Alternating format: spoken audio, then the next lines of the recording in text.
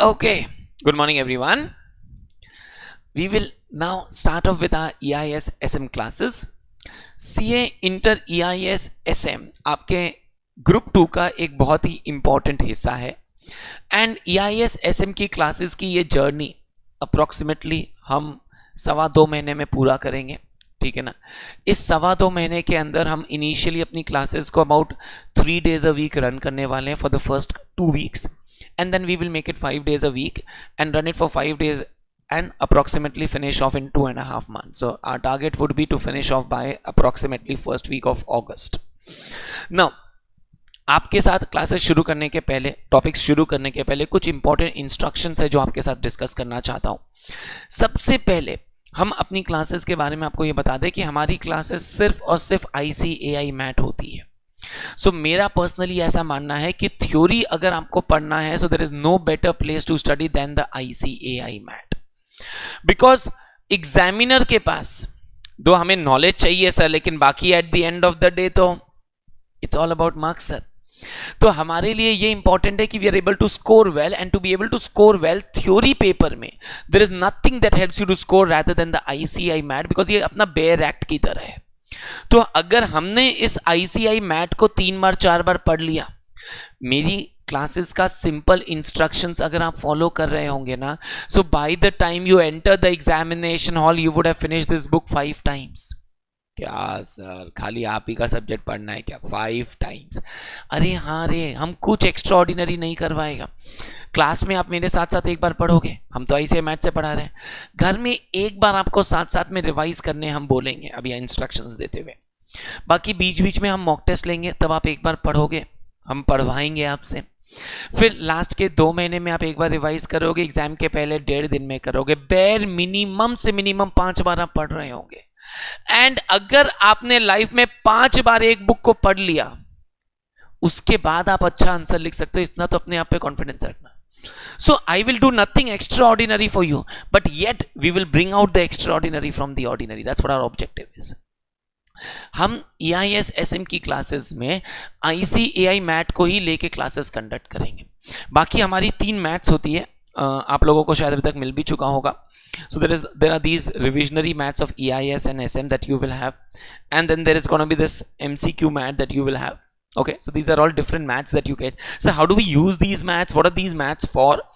So basically these maths are going to be used for revision purposes. खास करके 1.5 दिन के अंदर ना ये मोटे मोटे EIS के बुक को पूरा रिवाइज करना फ्रॉम द ओरिजिनल बुक बहुत डिफिकल्ट लगता है स्टूडेंट को। तो हम उस 1.5 दिन के रिवीजन के लिए इस रिविजनरी बुक्स वगैरह को यूज में लेते हैं। कैसे, कब, कहाँ कहाँ उसको यूज करना है, हम हर एक चैप्टर को खत्म करके रिवीजन सेशंस कराएंगे, उसके लिए इन रिवीजन मैथ्स को यूज करेंगे।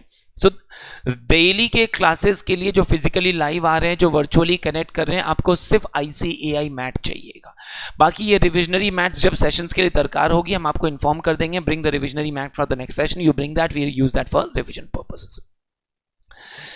क्लासेस के अंदर I would want you to carry a separate copy for me.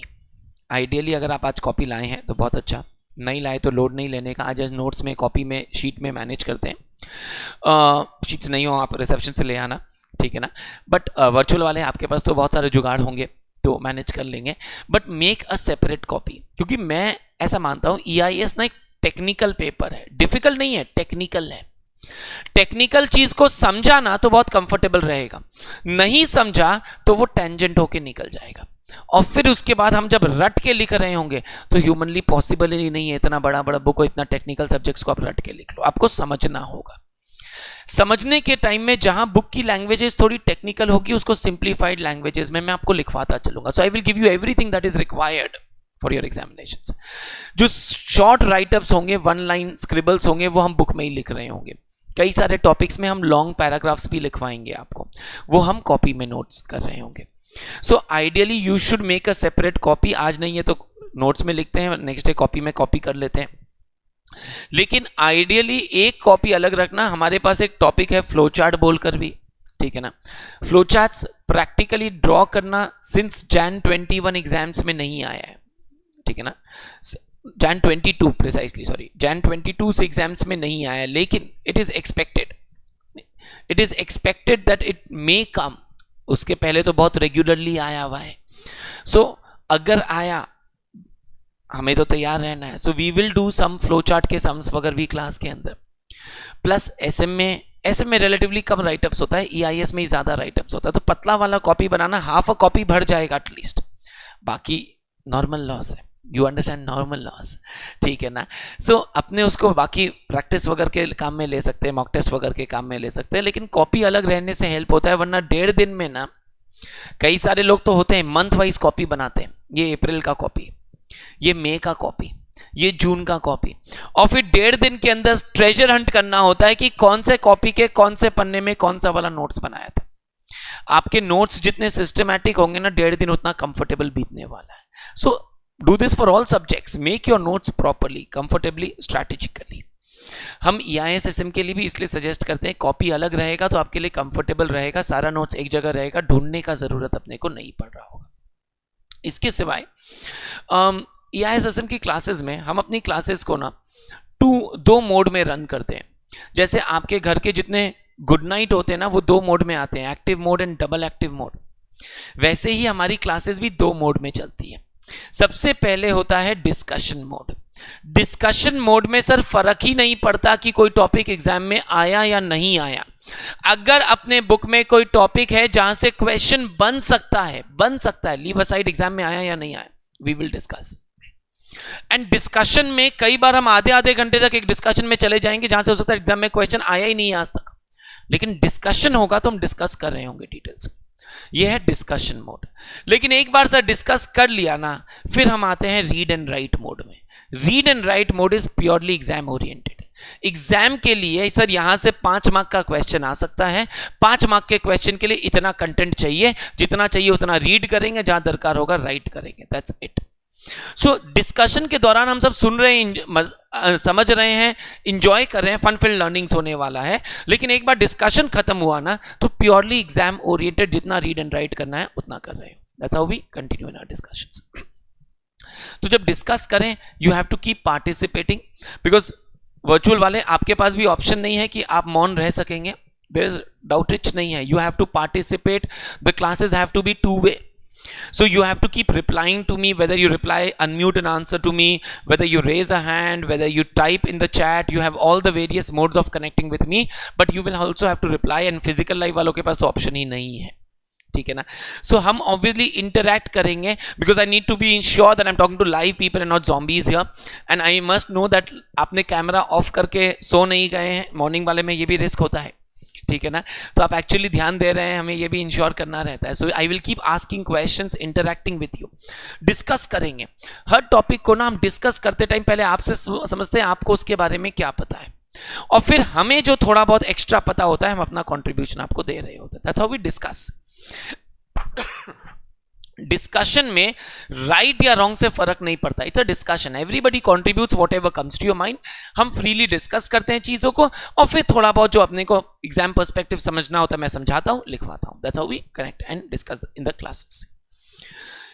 Now अभी हम टॉपिक की तरफ धीरे धीरे बढ़ेंगे, बट टॉपिक्स शुरू करने के भी पहले सबसे पहले आज के सेशन हम ऑब्वियसली EIS के साथ शुरू करेंगे। So when we are gonna start off with EIS, there are few things that I want to discuss with you. Even before I start off with any chapter, the first thing I want to discuss with you is the name of the book.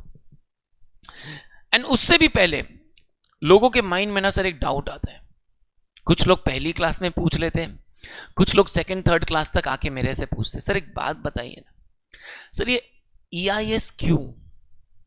Sir हम CA करने निकले थे, रास्ते में sir cost आया, logically समझ में आया, टैक्स और फाइनेंस आया, रिलेट भी कर पाए, इंटरेस्ट भी आया, लॉ और ऑडिट भी आया, तो समझ में आया। लेकिन सर ये EIS क्यों?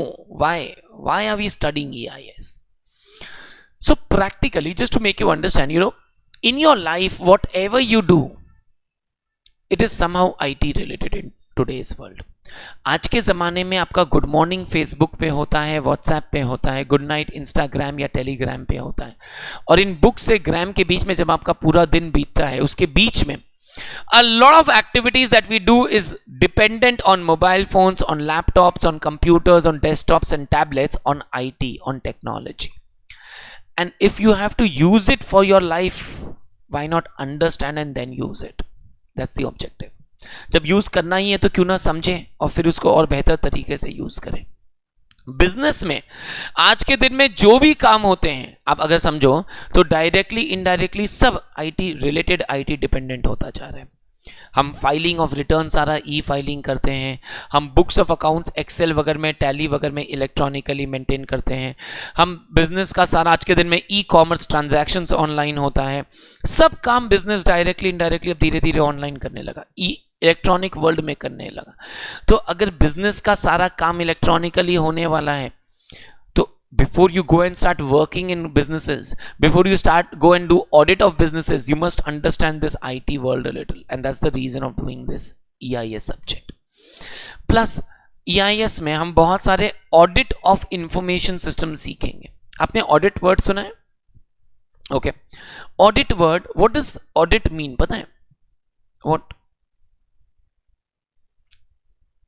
Okay, independent examination of financial information. Okay, virtual वाले हैं, कनेक्ट कर पा रहे हैं ना?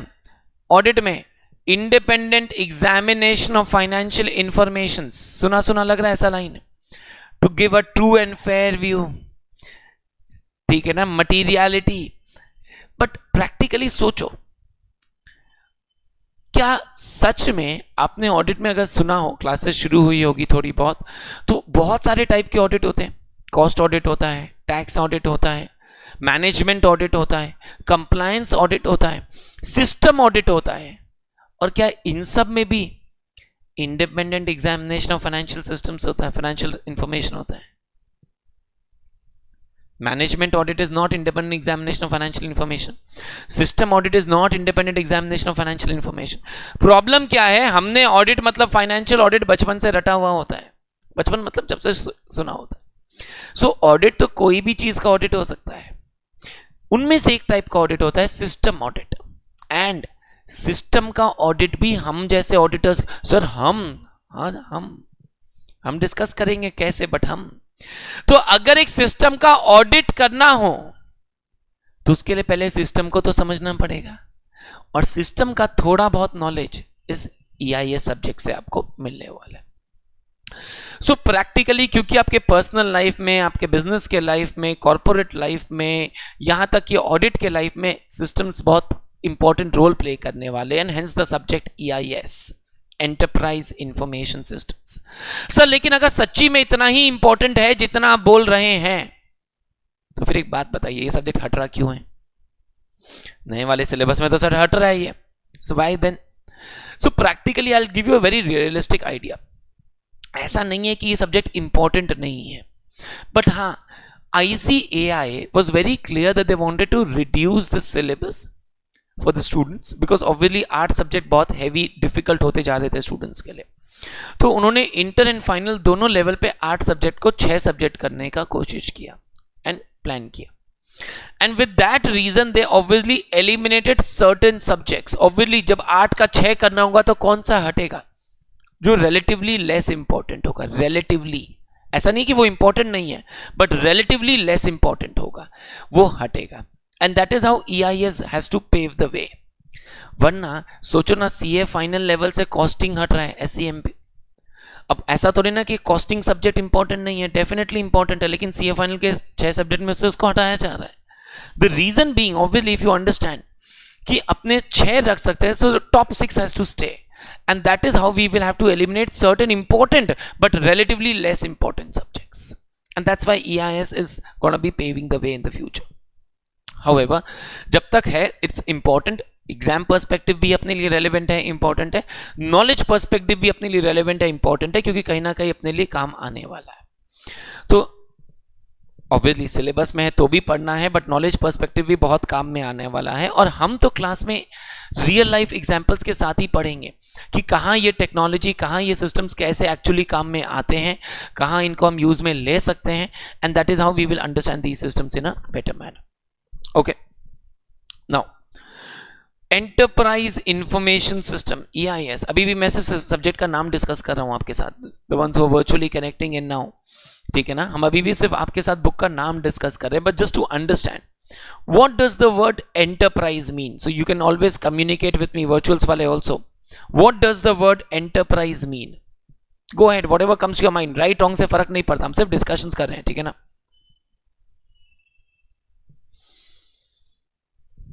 Yeah, so with enterprise,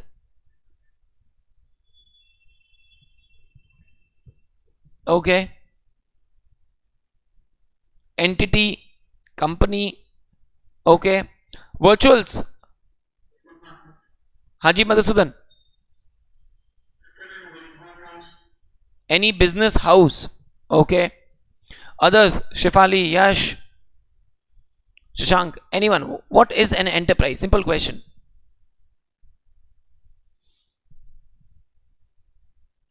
Somebody said entity, business house. Enterprise means, yep.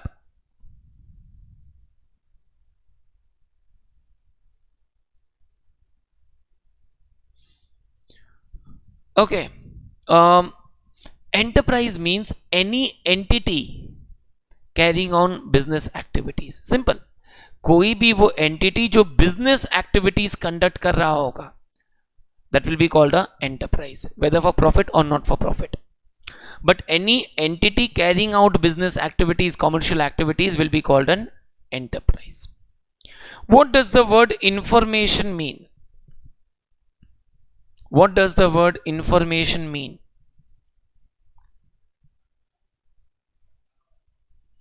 Okay, data which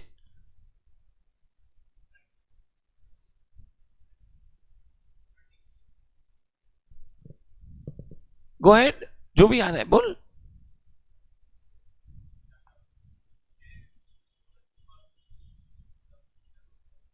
Which is stored for future purpose. Okay, yeah. Data which is useful for commercial purpose. Okay. Information पूछा था, एक word बार बार आ रहा था. सो मेरे मन में भी एक क्वेश्चन बार बार आ रहा है. What is data? सर आप तो इंग्लिश टेस्ट शुरू कर दिए सर. हमने एक वर्ड का आंसर दिया, आप एक और क्वेश्चन वहीं से उठा लेते हैं. What is data? ऐसे whatever comes to your mind. Virtual वाले,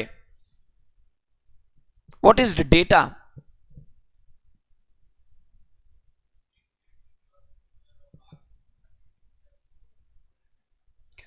Past or future day-to-day activities that is stored will be called a data. Okay, yeah.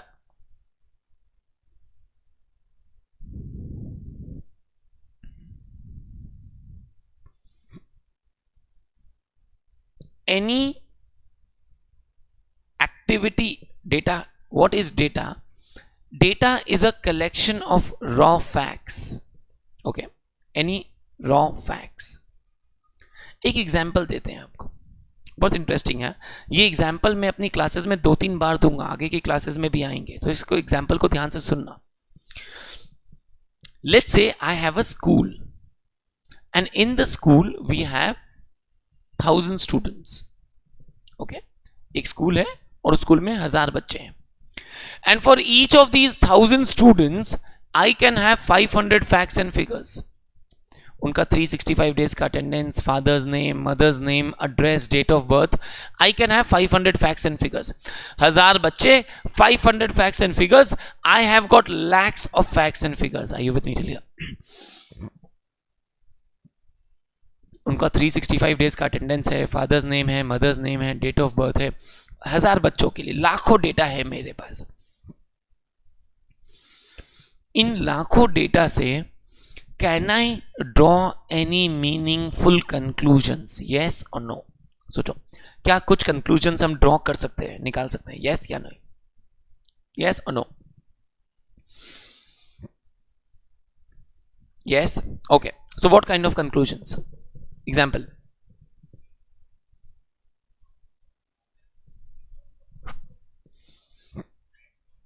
Average height of the students. Okay, very good. What else?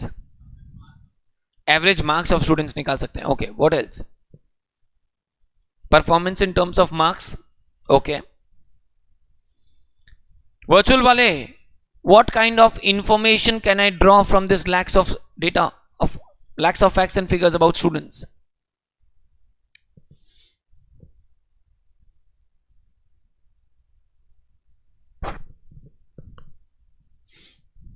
What kind of meaningful conclusions? What else can we draw? Average height बोला किसी ने, average marks बोला, performance बोला, और क्या क्या चीजें find out कर सकते हैं? पर्सनल डिटेल्स जैसे कि नेम, फोन नंबर वगैरह. ओके, अगर किसी का पेरेंट्स कॉल करना हो तो. Okay, I can find out attendance, regularity of the students. I can find out fees pending. School है, सीए बन रहे हैं, कॉमर्स, इतना तो उस लाइन में भी तो सोचना है. फीस पेड अनपेड वाला part. I can find out co-curriculars में कितना एक्टिव है बच्चा. So there are lot of facts and figure, there are lot of conclusions that I can draw, but in its bare form is lakhs of facts and figures से कोई भी meaningful conclusion नहीं निकल सकता. सर क्यों? अभी तो इतने सारे ऑप्शंस आप दे रहे थे, हम लोग डिस्कस कर रहे थे.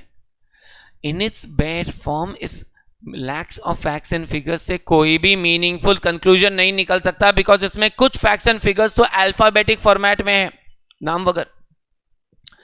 कुछ फैक्ट्स एंड फिगर्स तो न्यूमेरिक फॉर्मेट में है, मार्क्स वगैरह. कुछ फैक्ट्स एंड फिगर्स तो डेट फॉर्मेट में है, डेट ऑफ बर्थ वगैरह, DDMM YY या YY खाने वाला नहीं, YY. कुछ फैक्ट्स एंड फिगर्स तो खाली प्रेजेंट एब्सेंट फॉर्मेट में है, for example attendance. In its bare form is lakhs of facts and figures से मीनिंगफुल कंक्लूजन नहीं निकल सकता. मुझे पहले इसको प्रोसेस करना पड़ेगा, मुझे पहले इसको प्रोसेस करना पड़ेगा. इररेलेवेंट कॉलम्स को रिमूव करेंगे, रेलेवेंट कॉलम को सेलेक्ट करेंगे, and then using that relevant column I can calculate certain things. But पहले इसको प्रोसेस करना पड़ेगा. इस lakhs of facts and figures से डायरेक्टली मीनिंगफुल कंक्लूजन्स नहीं निकलेगा. इररेलेवेंट कॉलम को हटा के रेलेवेंट कॉलम को सेलेक्ट करके फिर वहां से हम कुछ कैलकुलेशंस करके कुछ डिराइव कर सकते हैं, लेकिन उसके लिए पहले प्रोसेस करना पड़ेगा. Data is a collection of raw facts and figures, जिससे कुछ भी मीनिंगफुल कंक्लूजन नहीं निकल सकता. You now getting the words? Data is a collection of raw facts and figures, जिससे कुछ भी मीनिंगफुल कंक्लूजन नहीं निकल सकता. हम लोग डेटा को जब प्रोसेस करते हैं then it gets converted into information. Data को प्रोसेस करते हैं then it gets converted into information, and information helps us in decision making.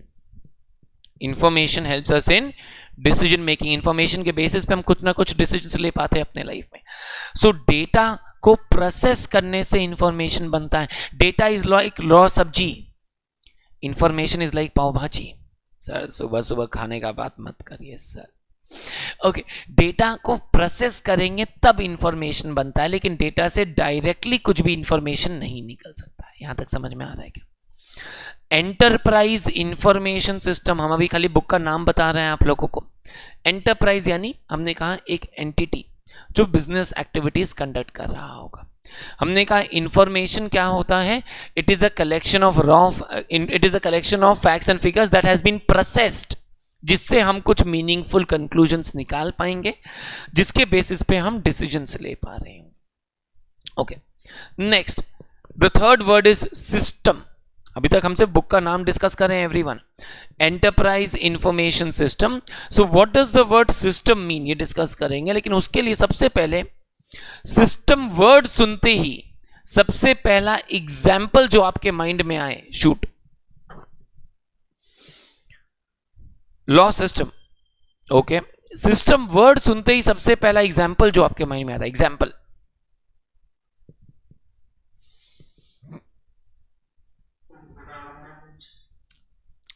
Government बोल रहे हैं मधुसूदन, क्या बोल रहे थे? Government is a system. या okay, agreed. What else? Others? Yeah. Example. That is systematic. Education system, Shashank. Okay, heard your voice. Education system, sir. उसके भी नाम में system है. Okay. बड़ा बड़ा सोच रहे हैं. Government, education system, legal system. Okay, what else?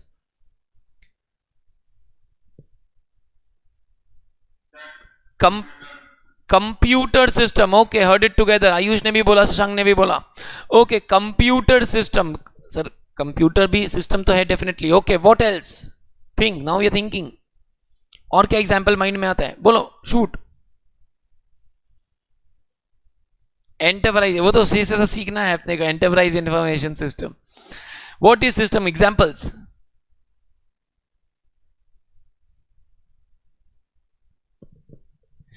Look around you, the world is full of systems. Is human body a system? Yes or no? Yes. Is AC a system? Yes. Is the obviously computer, mobile phone a system? Yes. System is a process of doing something. Shatadeep, that is systematic process of doing something.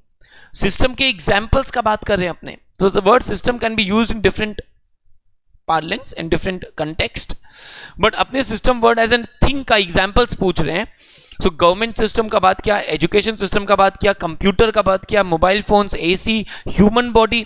Sir और नाम पे जाए तो sir music system, उसके भी नाम में system है. और सर नाम पे ही जाना है तो sir digestive system, the place way we start thinking from. Sir और अगर नाम पे ही जाना है तो सर बड़ा सोचते हैं ना, सोलर सिस्टम, नाम में ही सिस्टम है. Let's try and derive the definition of the word system from the examples. I take few examples. Let's say education system, computer, mobile phone, human body and solar system. Examples रख रहे हैं, ठीक है, एकदम variety of examples. इन सब में क्या common है, वहां से सिस्टम वर्ड का डेफिनेशन डिराइव करेंगे. बोला सर इन सब में बहुत सारे पार्ट्स होते हैं, कंप्यूटर में, ह्यूमन बॉडी में, सोलर सिस्टम में. ये अलग अलग पार्ट्स आपस में जुड़े हुए होते हैं. They are all connected to each other. चाहे नर्व से कनेक्टेड हो, चाहे वायर से कनेक्टेड हो, चाहे कोई ग्रेविटेशनल पुल से कनेक्टेड हो, but they are all connected to each other. बहुत सारे टुकड़े होंगे, कंपोनेंट्स, पार्ट्स जो आपस में जुड़े हुए होंगे, इंटर रिलेटेड, इंटर डिपेंडेंट होंगे, आपस में एक दूसरे पे डिपेंडेंट होंगे. थिंक ऑफ कंप्यूटर के parts, they are all interdependent. Think of human body का parts, they are all interdependent, and they all work together for a common objective, purpose और गोल. ये सारे जुड़े हुए टुकड़े मिलकर काम करते हैं for a common target, purpose, objective और गोल. तो इन टुकड़ों को हम सिस्टम बोलते हैं. तो सर सिंपल भाषा में बोले तो कैन वी से वो टुकड़े जो आपस में जुड़े हुए हैं, इंटरडिपेंडेंट हैं, इंटर रिलेटेड हैं एंड मिलकर काम करते हैं फॉर अ कॉमन पर्पस, उनको हम सिस्टम बोलेंगे. Are you getting this? इसी को अगर इंग्लिश में मैं लिखवा दूंगा, सुनना. A system is a set of components that are interdependent, interrelated, that operate collectively, मिलकर काम करते हैं for a common purpose or goal. Those are going to be called a system for us. तो कोई भी सिस्टम वो टुकड़े हैं जो मिलकर काम करेंगे, इंटरडिपेंडेंट, इंटररिलेटेड होंगे, अपने लिए एक कॉमन ऑब्जेक्टिव के लिए काम कर रहे हो. तो सर सिस्टम तो समझा. Sir what is information system? Information system क्या होगा? सर डेटा को प्रोसेस करने से इंफॉर्मेशन बनता है, और वो सिस्टम जो डेटा को इंफॉर्मेशन में कन्वर्ट करेगा, that system will be called a information system. System तो कोई भी सिस्टम हो गया जो कुछ ना कुछ कन्वर्जन करेगा, कुछ ना कुछ प्रोसेसिंग कर रहा होगा. तो वो सिस्टम जो डेटा को इंफॉर्मेशन में कन्वर्ट करेगा, that will be called information system. Information system का best example will be a calculator. आप कैलकुलेटर में टाइप करते हैं 2 + 2, आउटपुट देता है, सोच रहे हैं 4. ठीक है ना? ये 2 + 2 is data, 4 is information, and calculator was an information system for us. एकदम सिंपल एग्जांपल से सीख रहे हैं. इंफॉर्मेशन सिस्टम क्या होता है? डेटा को इंफॉर्मेशन में कन्वर्ट करता है. सो एकदम बेयर मिनिमम में हमने 2+2 जो एंटर किया वो डेटा था, उसने प्रोसेस करके हमें 4 दिया, ये इंफॉर्मेशन था.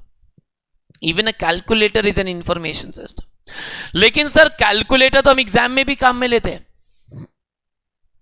वो इंफॉर्मेशन सिस्टम जो बिजनेस के काम में आए, जो बिजनेस का day to day activities conduct करने में हेल्प कर रहा हो, उस सिस्टम को पता है क्या बोलेंगे? आपकी बुक का नाम enterprise information system. So what is enterprise information system? Sir, it's an information system that will be used for business purposes. What is an information system? Sir, it's a system that will convert data into informations. So what is a system? It's a set of components that are connected and that work together for a common goal. समझ में आ रहा है? एक एक word को break down करके सीख रहे हैं हम लोग. That's the level that we go into. So what is enterprise information system? बोला सर वो कोई भी इंफॉर्मेशन सिस्टम जो डेटा को प्रोसेस करके इंफॉर्मेशन बना के देगा और बिजनेस के काम में आ रहा होगा. बेस्ट एग्जांपल, आपने टैली का नाम सुना है? Tally is an accounting information system, but it's an information system. It's an enterprise information system. Because tally क्या करता है, हम जो आई एम श्योर आप सीए कर रहे हैं, इंटर तक पहुंचे हैं, तो आप इतना समझते होंगे कि अगर मैं को कोई भी ट्रांजैक्शन को प्रोसेस करना है तो ट्रांजैक्शन का जर्नल होता है, फिर लेजर होता है, फिर ट्रायल बैलेंस होता है, फिर PL balance sheet, financial statements होता है. लेकिन अगर एक टैली होगा तो मैं खाली ट्रांजैक्शन का एंट्री करूंगा, उसका journal, ledger, trial, PL balance sheet सब कुछ टैली बना के रेडी कर देता है. Are you getting this? तो बोला sir Tally is a enterprise information system जो क्या करता है, मेरे रॉ ट्रांजैक्शन के डेटा को पूरे पीएल बैलेंस शीट तक रेडी करके दे देता है. Are you getting this? So it's an enterprise information system. Examples back of the mind clear होगा ना, तो जब टॉपिक के अंदर भी जाएंगे तो हमें एक आइडिया होगा हम पढ़ क्या रहे हैं. So when I talk about enterprise information system, sir it's going to be like a system. It's going to be any system जो बिजनेस के काम में आ रहा होगा. सिंपल एग्जाम्पल टैली, जो बिजनेस के डेटा को प्रोसेस करके पूरा पीएल बैलेंस शीट बनाने में हेल्प कर रहा होगा. Are you getting all this? Now enterprise information systems, ये वर्ड सीखा हम लोगों ने. डेटा क्या होता है सीखा, इंफॉर्मेशन क्या होता है सीखा हम लोगों ने, प्रोसेसिंग क्या होता है सीखा हम लोगों ने. You very clear with these words that we have discussed so far? Everyone? या वर्चुअल्स क्लियर है ना? Okay. So what we do is we'll first write down what we have discussed thus far. पहले थोड़ा बहुत लिखते हैं फिर आगे बढ़ेंगे, ठीक है ना? So out with your copies please. वर्चुअल्स have a fresh copy, fresh page.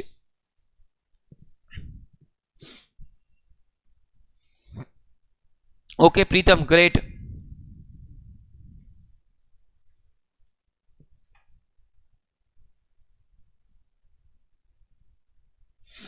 Fresh page, give a heading EIS basic concepts.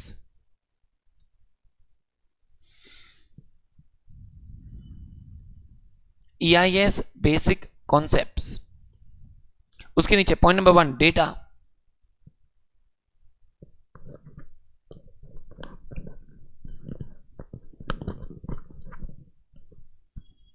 Point number 1 data. उसके सामने लिखना data is a collection of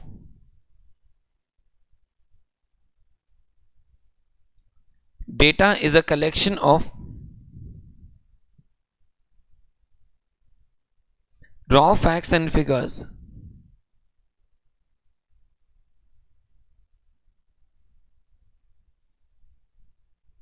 Data is a collection of raw facts and figures from which no meaningful conclusions can be derived.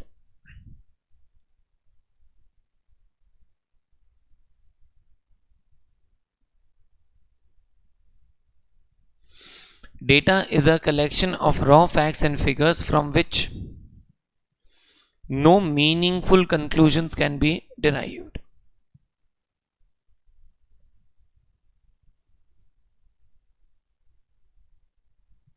From which no meaningful conclusions can be derived. Next line, point number 2, information.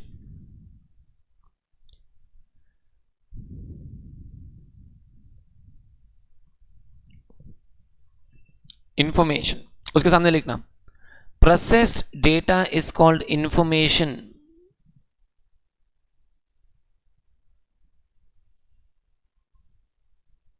Processed data is called information.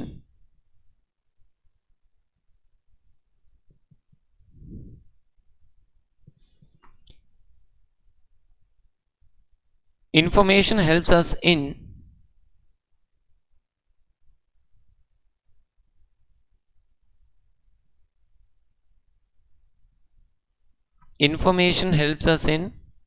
decision making.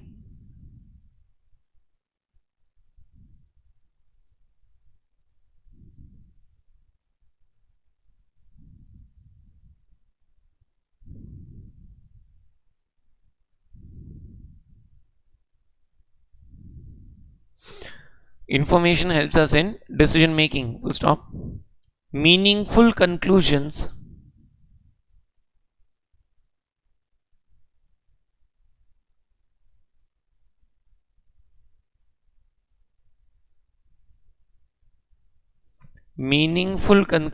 can be drawn from information.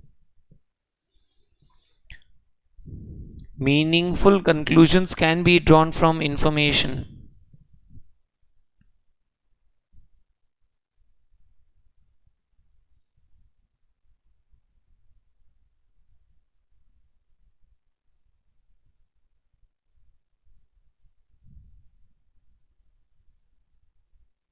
Meaningful conclusions can be drawn from information. Okay, next line, point number 3. System.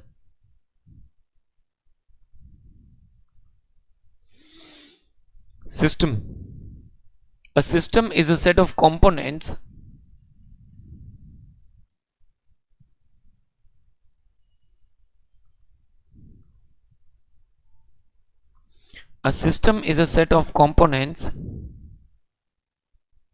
that are interdependent. A system is a set of components that are interdependent, interrelated,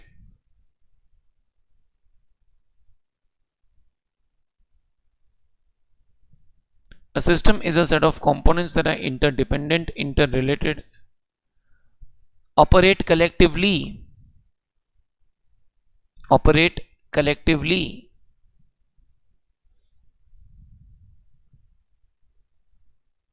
towards a common purpose or a goal. Operate collectively towards a common purpose or a goal.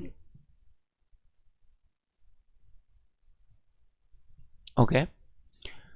Next line. Data processing / information processing.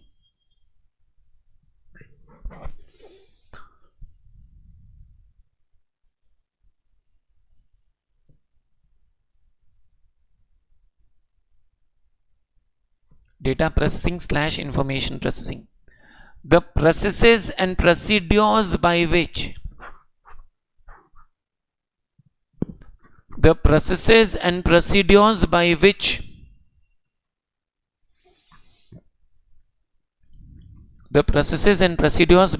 raw data is converted into information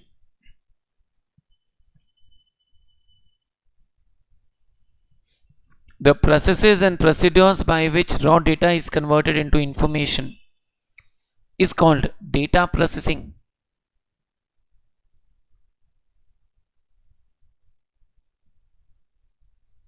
/ information processing.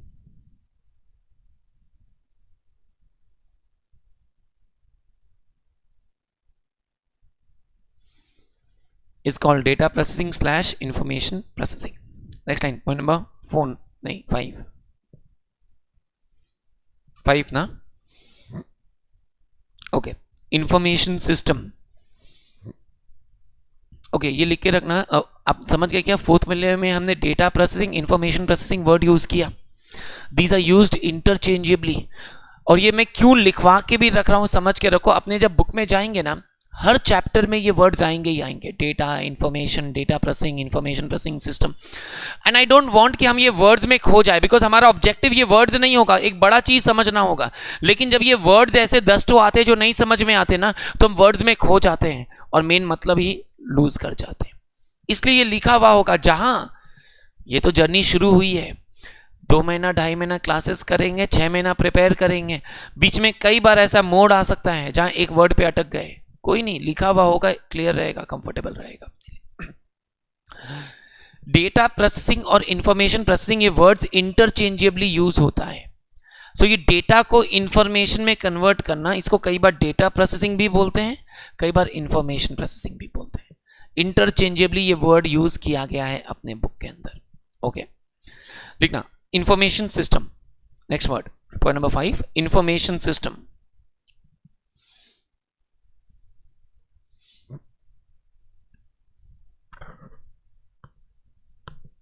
The system that does data processing, the system that does data processing and converts raw data into information,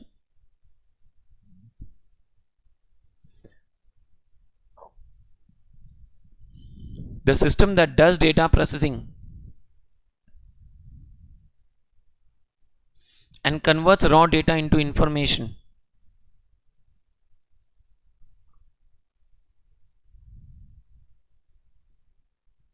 the system that does data processing and converts raw data into information will be called information systems. Will be called information systems.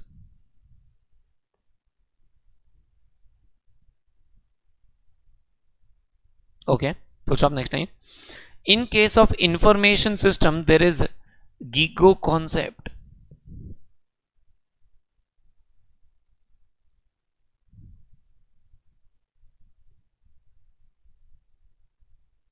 In case of information system, there is GIGO concept. GIGO. What is GIGO concept?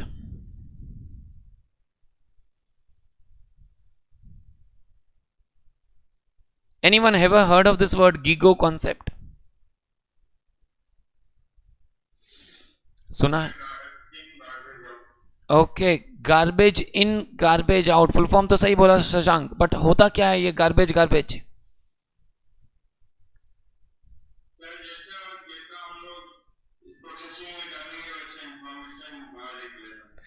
Absolutely correct, very good. जैसे हिंदी में बोलते ना, जैसी करनी वैसी भरनी, English में बोलते हैं as you sow shall you reap. तो बोला the quality of input determines the quality of output. आप दुनिया का सबसे बढ़िया गन्ने का जूस का मशीन लगाना, लेकिन अगर उसमें सड़ा हुआ गन्ना डालोगे तो जूस सड़ा हुआ ही निकलेगा। तो चाहे इंफॉर्मेशन सिस्टम कितना ही अच्छा हो, लेकिन अगर आपका डेटा बेस खराब है तो इंफॉर्मेशन खराब ही निकलेगा। लॉजिक समझ में आ रहा है क्या? इंफॉर्मेशन सिस्टम में गीगो कॉन्सेप्ट है, यानी सिस्टम कितना भी अच्छा हो, वो कैसा काम करेगा ये डिपेंड करेगा डेटा कैसा आ रहा है। The quality of input will determine the quality of output and the quality of data will determine the quality of information. ये गीगो कॉन्सेप्ट है, समझ में आ रहा है क्या? इनपुट पे आउटपुट डिपेंड करता है। सिस्टम चाहे कितना ही अच्छा हो, घटिया डेटा को अच्छा डेटा नहीं बना सकता है। जैसा डेटा होगा वैसा ही इंफॉर्मेशन निकल रहा होगा। अभी very clearly getting this GIGO concept लिखना। इन केस हमने क्या लिखा है? In case of information system there is GIGO concept. पहले फुल फॉर्म लिख लो वहां पे, garbage in garbage out.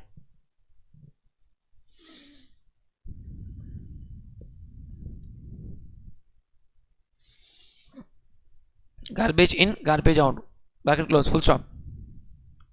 This means that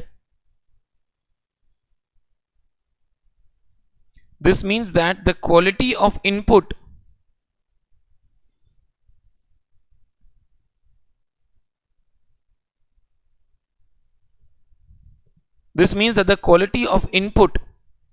determines the quality of output. This means that the quality of input determines the quality of output.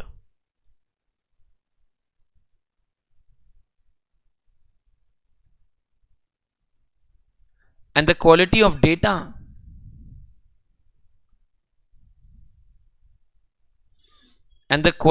data will determine the quality of information.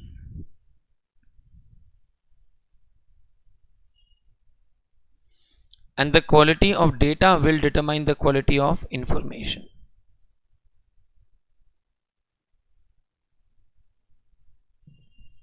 Clear हो रहा है गीको concept? Okay, next line 1 minute लेके पहले ये diagram को copy करते हैं. ये डायग्राम पे मैंने क्या किया, समराइज कर दिया पूरा का पूरा जितना डिस्कशन हम लोगों ने अभी तक किया. डेटा प्रोसेस होने से इंफॉर्मेशन बनता है, information helps in decision making, and this processing is done through information system. गीको कॉन्सेप्ट ऑब्वियसली वर्ड नहीं लिखने का दरकार है, but other than that this summary is summarising what we have discussed thus far. फटाफट पहले इसको कॉपी कर लेते हैं.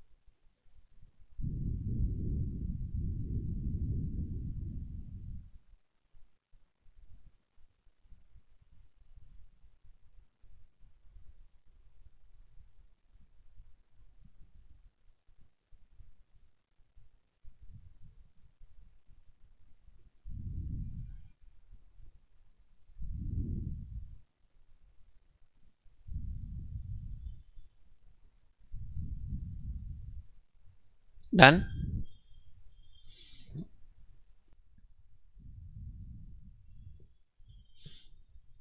वर्चुअल पीपल ड्रॉ करके फिनिश करो. Okay, others free hand draw करना. कुछ लोग होते हैं स्केल पेंसिल लेके शुरू हो जाते हैं, ठीक है ना. नॉर्मल ड्रॉ करना है, स्केल पेंसिल मत लेके शुरू हो जाना. ओके शौतदीप. ओके, बाकी लोग done. Yash, Shifali, Shang, Pritam, Madhusudan, everyone. Okay Shifali. Okay okay. Next data information system processing. Sixth word, enterprise information system. Enterprise information system.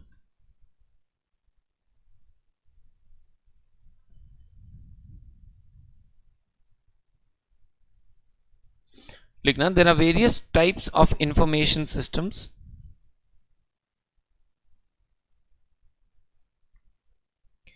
There are various types of information systems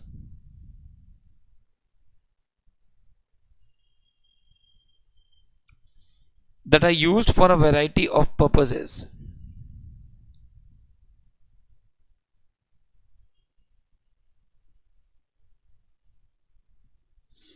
That are used for a variety of purposes.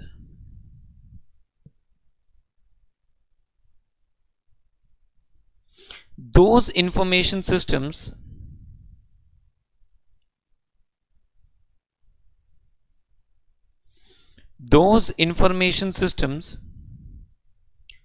that are used for business purposes.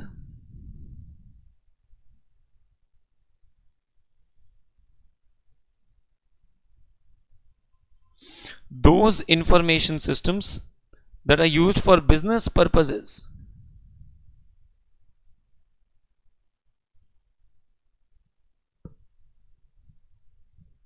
are known as enterprise information systems.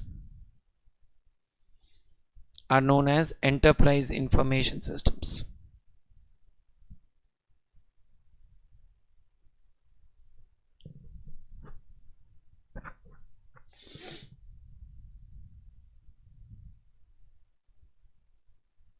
Okay, यहां पे bracket में example लिख के रख लो tally, ऊपर information system का example लिख के रखो कैलकुलेटर। ये सब एग्जांपल से एग्जाम का 1.5 दिन में काम में आएगा सबसे ज्यादा।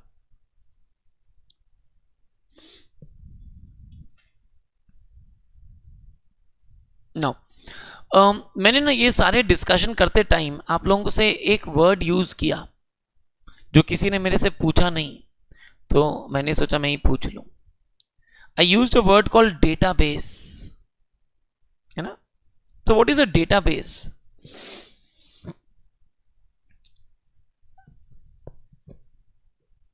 Place from where? Source of the raw material, मतलब data, source of the data. But what is database?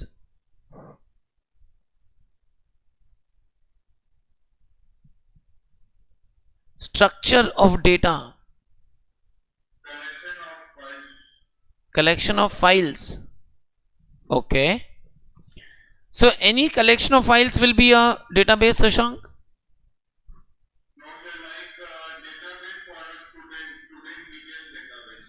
Like database of students, so student details database. Okay. Understand? Database कोई भी चीज का हो सकता है।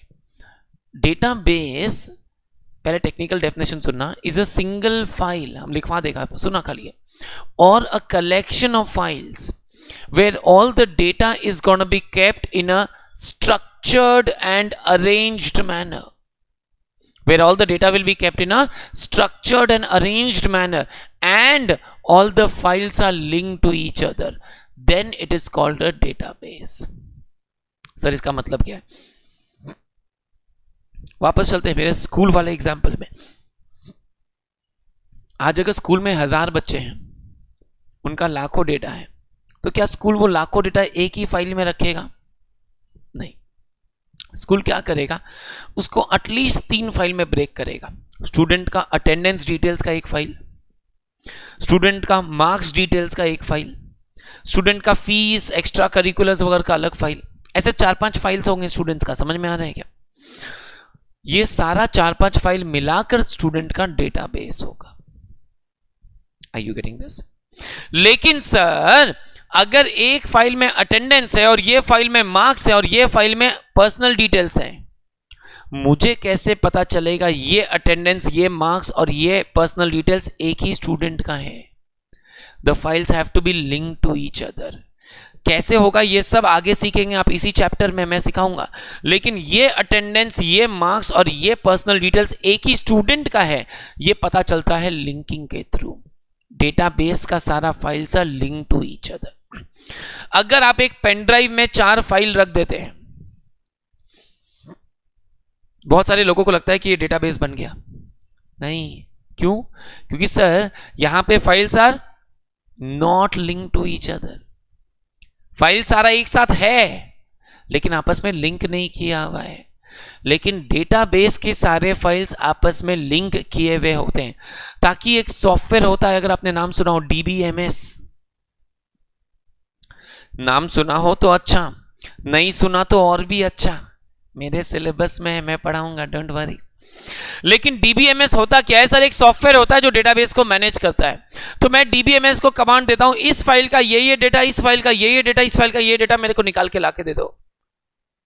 DBMS फाइल का डेटा निकाल के लाकर दे देता है, लेकिन सिर्फ तभी जब उसको पता होगा कि ये आपस में लिंक किया हुआ है, कि ये डेटा ये डेटा ये डेटा एक ही स्टूडेंट का है, तब वो उसको निकाल के लाकर मुझे दे देगा। Are you getting all this? For example, अगर कोई शैतान बच्चा हो बैच में, यहां कोई नहीं है, एग्जाम्पल दे रहा है खाली। अगर कोई शैतान बच्चा है और उसके लिए मुझे उसका लास्ट 1 मंथ का अटेंडेंस जानना है, लास्ट 5 मॉक टेस्ट का मार्क्स जानना है, फादर्स नेम चाहिए और फादर्स मोबाइल नंबर चाहिए। आप तो समझ ही रहे हैं क्यों, ठीक है ना? तो लास्ट 1 मंथ का अटेंडेंस अलग फाइल में है, लास्ट 5 मॉक टेस्ट का मार्क्स अलग फाइल में है, फादर्स नेम और मोबाइल नंबर अलग फाइल में। तो हम DBMS को बोलते हैं इस बच्चे का ये डिटेल्स लाके दो, वो जाके फाइल से निकाल के लाकर दे देगा मुझे, लेकिन सिर्फ तभी जब उसे पता है कि ये एक ही स्टूडेंट का डिटेल्स है। वो तब होता है थ्रू लिंकिंग। कैसे होते हैं ये लिंकिंग, ये हम आगे चल के सीखेंगे। लेकिन डेटाबेस है क्या sir? It's a collection of files. एक फाइल का भी डेटाबेस हो सकता है जहां सारा डेटा एक ही फाइल में रखा हुआ है। एक एक्सेल का फाइल देखा है? एक्सेल फाइल देखा है? Yes no? उसमें बहुत सारे रोज होते हैं, उसमें बहुत सारे कॉलम्स होते हैं। So when I say A3 you understand Excel में it is cell A3 not car A3, ठीक है ना? और BMW ऑडी A3 ऐसा नहीं। सो आइडियली अगर अपने एक्सेल में डेटा को रखें, वही स्कूल वाला, तो ऐसे रैंडमली थोड़ी नहीं रखेंगे A3 फिर B5 फिर C22 फिर D12। Single file or a collection of files where all the data is kept in a systematic and arranged manner, and अगर multiple files होगा तो it is linked to each other, that is a database। कौन सा समझ में आ रहा है? लिखना।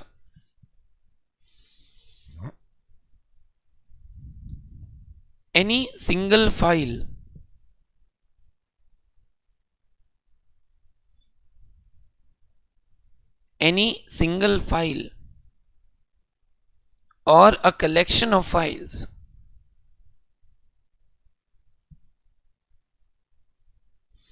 any single file or a collection of files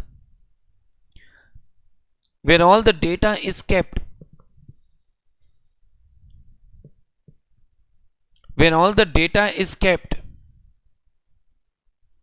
in a systematic and arranged manner,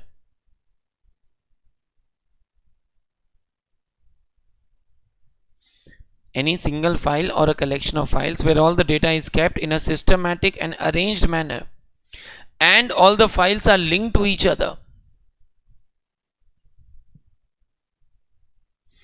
and all the files are linked to each other,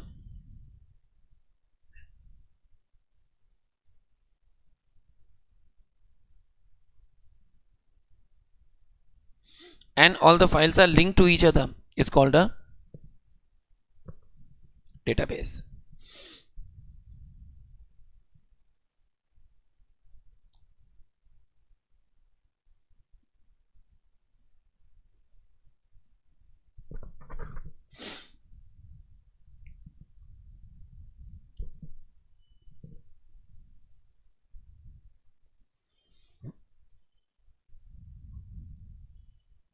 called a database. Clear है क्या? ओके, नाउ अपने बुक में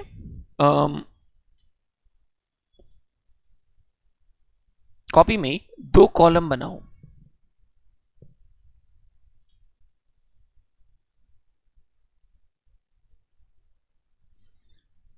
Two columns of approximately 6 rows,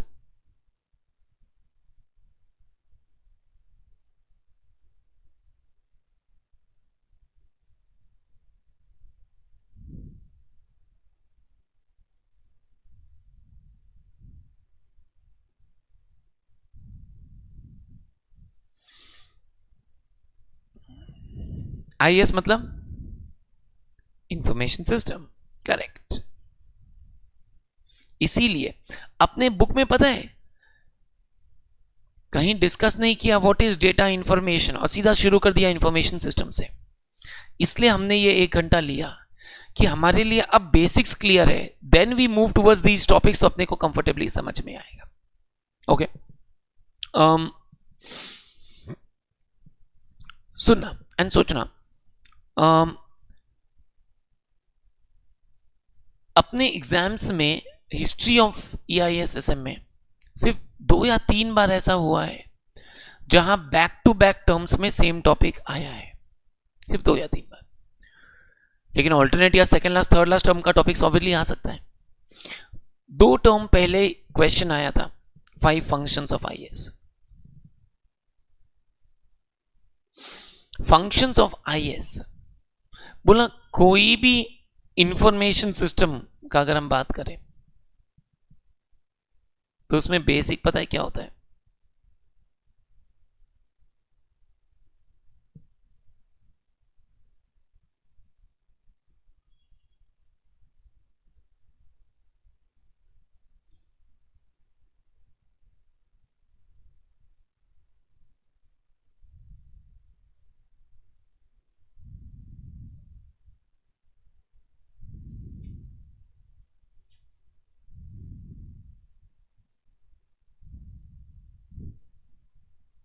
basic है, कोई भी system होगा उसमें input होगा, प्रोसेसिंग होगा, स्टोरेज होगा, आउटपुट होगा। और एक और चीज होता है, आउटपुट के बेसिस पे अगला इनपुट देना, this is called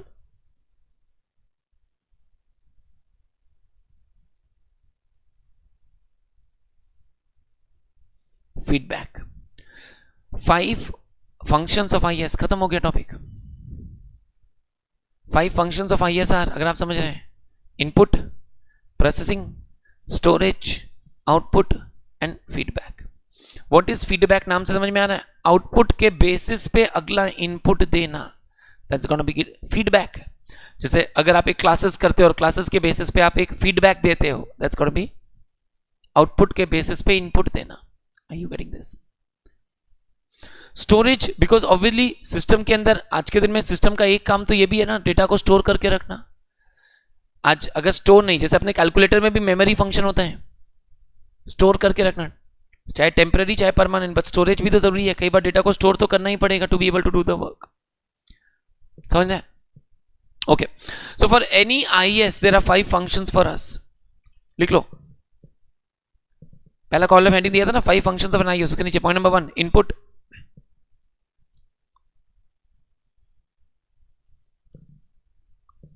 point number 2 processing,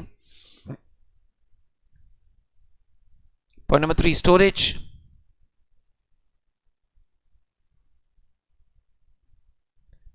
point number 4 output,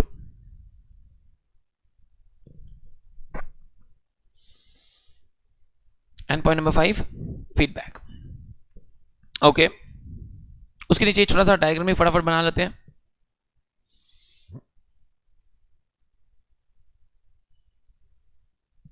मैं बहुत सारे टॉपिक्स के साथ में डायग्राम्स यूज करूंगा। The whole idea is pictorial images are easy to remember. Exam में ये इमेजेस याद रह जाते हैं, उससे पॉइंट्स याद रह जाते हैं, इसलिए हम लोग जहां तक होगा इमेजेस यूज करेंगे, ड्रॉ करेंगे टॉपिक्स को।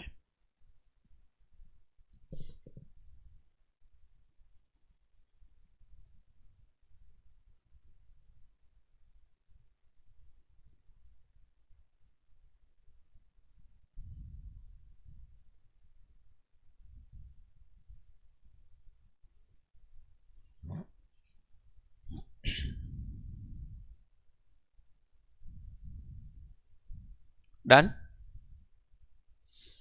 5 components, okay, 5 components of IAS क्या क्या होगा? कंपोनेंट वर्ड का मतलब पता है क्या होता है?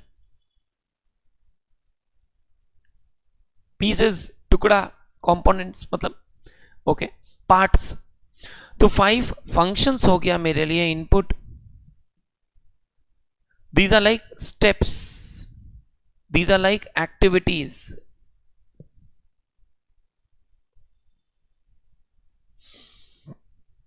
वहां लिख के रखना टॉपिक के पास में, फंक्शंस के लिए स्टेप्स, एक्टिविटीज।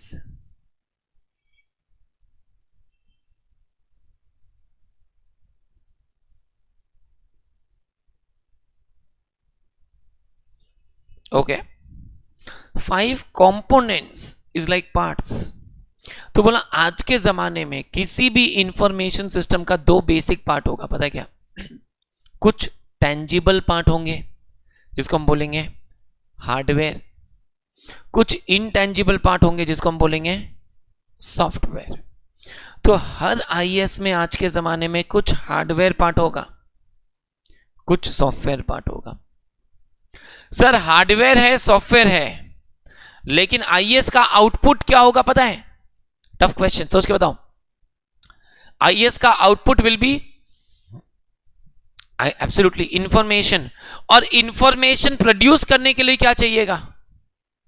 डेटा। तो बोला आईएएस के 5 कंपोनेंट्स में हार्डवेयर होगा, सॉफ्टवेयर होगा, डेटा होगा। लेकिन सर ये हार्डवेयर, सॉफ्टवेयर, डेटा है, लेकिन इसको चलाने के लिए इंसान चाहिएंगे।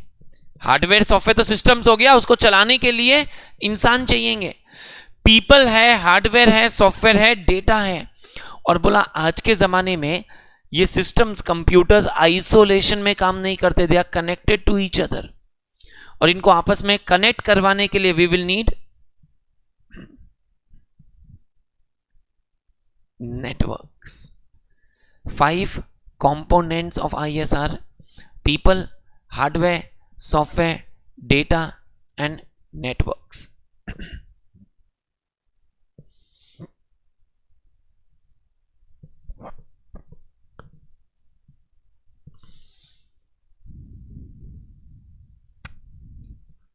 और ये सबसे पहला मेन टॉपिक है जो हम शुरू कर रहे हैं।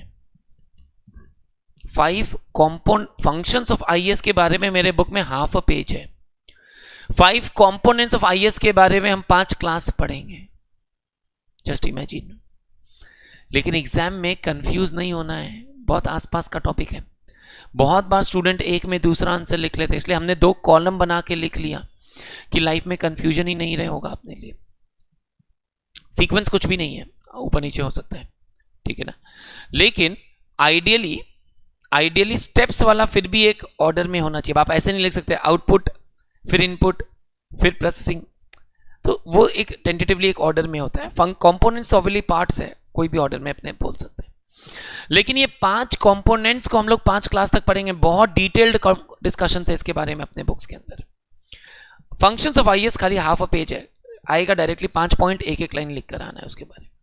Are you getting all this? But 5 components of IAS is the main topic जिसकी तरफ हम धीरे धीरे बिल्डअप करना चाहते थे। सो आज के क्लास में जो हम मेन टॉपिक शुरू करना चाहते हैं आपके साथ इस 5 कंपोनेंट्स ऑफ आईएएस। लेकिन उसको शुरू करवाने के लिए पहले डेटा इंफॉर्मेशन वर्ड समझना था, इंफॉर्मेशन सिस्टम समझना था और फंक्शंस ऑफ आईएएस समझना था। फिर अब हम कंपोनेंट्स की तरफ आगे बढ़ सकते हैं। Are you with me? तो पहले बुक में इतना चीजें रीड करते हैं, जहां तक हमने डिस्कस किया है लिख लिया है उतना रीड कर लेते हैं, फिर कंपोनेंट्स को शुरू करेंगे, तब फर्दर डिस्कशंस में जाएंगे, ठीक है ना। आ जाओ, बुक में चल रहे हैं अब अपने लोग। Everyone out with chapter 3। कोई सोच रहा होगा सर अभी तक चल रहा क्या था? अभी तक तो कोई चैप्टर ही शुरू नहीं हुआ, लेकिन चैप्टर 3 का ऑलरेडी कई सारा पन्ना पढ़ा दिया मैंने। ये बाबू भाई का स्टाइल है कि हम जब डिस्कस करते हैं कितना पन्ना पढ़ा देते हैं हमें भी नहीं पता होता है, फिर जब बुक खोलते हैं तब पता चलता है अच्छा इतना सारा हो भी गया टॉपिक्स। एक्चुअली अपने बुक में ना कई सारे टॉपिक्स स्कैटर्ड है। तो फॉर एग्जांपल ये इंफॉर्मेशन सिस्टम, ये सब का कुछ डेफिनेशन चैप्टर 2 में है, कुछ डेफिनेशन चैप्टर 3 में, अलग अलग जगहों पे है। तो हमने एक साथ उसको आपको एक जगह समझा के लिखवा दिया। अब वो टॉपिक जब भी आएगा हम बोल देंगे रेफर कॉपी, सब अपना नोट्स है, ठीक है ना। ओके, आइए शुरू कर रहे हैं।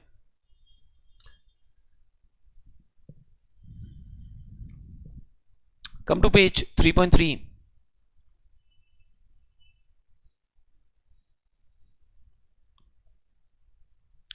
कुछ डेफिनेशंस मिलेंगे। आईएएस होता क्या है? IS is a combination of people, hardware, software, network and data resources। देखो दिख रहा है? अभी तक डिस्कस कर रहे थे हम लोग, लेकिन आप लोग हाँ नहीं बोले, तो ICAI को ऐसा लगा कि आप लोगों को समझ में नहीं आया। तो फिर ICAI ने वापस बोला, and IS depends upon the resources of people, hardware, software, data and networks. Clear हो रहा है क्या? पर आप लोग सबको यहां नहीं बोले, तो ICAI का ऐसा लगा कि आप लोग को समझ में नहीं आ रहा, तो फिर नेक्स्ट पेज में बॉटम ऑफ द पेज में एक टॉपिक शुरू किया, कंपोनेंट्स ऑफ आईएएस। दिख रहा है क्या? उसमें नेक्स्ट पेज में मिडल ऑफ द पेज में बोला, an information system comprises of people, hardware, software, data and networks। Are you getting this? लेकिन फिर भी आप लोग हाँ नहीं बोल रहे थे, तो ICAI को ऐसा लगा आपको समझ में नहीं आ रहा, तो नेक्स्ट पैरा में बोला people, hardware, software, data and networks। Are you with me? लेकिन आईसीआई को ऐसा लगा कि आप लोगों को समझ में नहीं आया। सर कितना बार लगा उसको, इसलिए इस बार डायग्राम बना के समझाया। People, hardware, software, data and networks. हाँ, याद भी हो गया। फिर भी उसको ऐसा लगा आपको समझ में नहीं आया, इसलिए इसके नीचे से टॉपिक शुरू किया जो हम अगले 5 पन्ना तक, 5 चैप्टर तक, मतलब 5 क्लास तक पढ़ेंगे। People, hardware, software, data and networks, IAS के 5 कंपोनेंट। समझ में आ रहे हैं क्या? बुक ने 7-8 बार लिखा है सर, हमें एक बार में समझ में आ जाता है। ऑब्वियसली मैं दिखाना चाह रहा था कि that is how we will be proceeding. एक ही टॉपिक आने वाला है कई बार। वापस आ जाओ पीछे। अभी मैं आईएएस का डेफिनेशंस डिस्कस कर रहा हूं आपके साथ। The IAS is a combination of people, hardware, software, network and data that processes data. It needs input from the user which will then be processed and that will be sent to another user. Are you with me? The main aim and purpose of each information system is to convert the data into information which is useful and meaningful. देखना, mark the right words. IS क्या करता है? Convert data into information which is useful and meaningful. Pick the right words please. Underline करना है, समझा चुका है सारा, लिखवा चुका है सारा, आप सिर्फ अंडरलाइन कर रहे हैं, मार्क कर रहे हैं, रीड कर रहे हैं। आईएएस क्या है? एक सिस्टम है which is a combination of people, hardware, software, data and networks, जो क्या करता है? डेटा को इंफॉर्मेशन में कन्वर्ट करता है, डेटा को इंफॉर्मेशन में कन्वर्ट करता है that is useful and meaningful.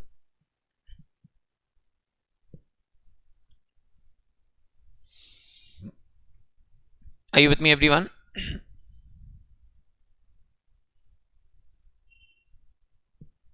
Okay.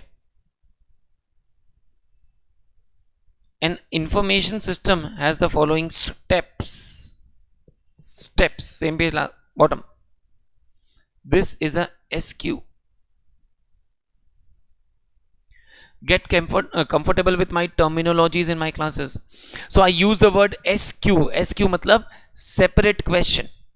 जो भी एक टॉपिक है, आज कोई भी हेडिंग के बाद जब पॉइंट आता है ना, तो कोई भी बच्चा समझ जाता है इस हेडिंग से क्वेश्चन बन सकता है, इसके नीचे ये पॉइंट लिखना है। लेकिन जब कई बार पैराग्राफ से पॉइंट्स आता है, आईसीएआई का हैबिट है आजकल, बुलेट्स के ऊपर वाले पैराग्राफ का जो लाइन होगा ना, वो लाइन लिखकर बोल देगा एक्सप्लेन, डिस्कस। ठीक है ना? तो आपने अगर पॉइंट्स खाली पढ़ा होगा तो आंसर नहीं लिख पाओगे, समझ में नहीं आएगा कौन सा वाला आंसर लिखना है।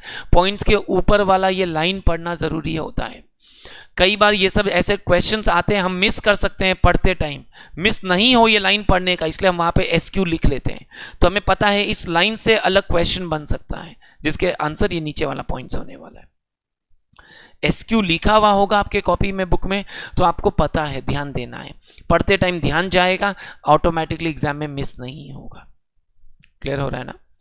सो आईएएस के 5 स्टेप्स देखना, पहले heading wise. Input, processing, output, storage and feedback.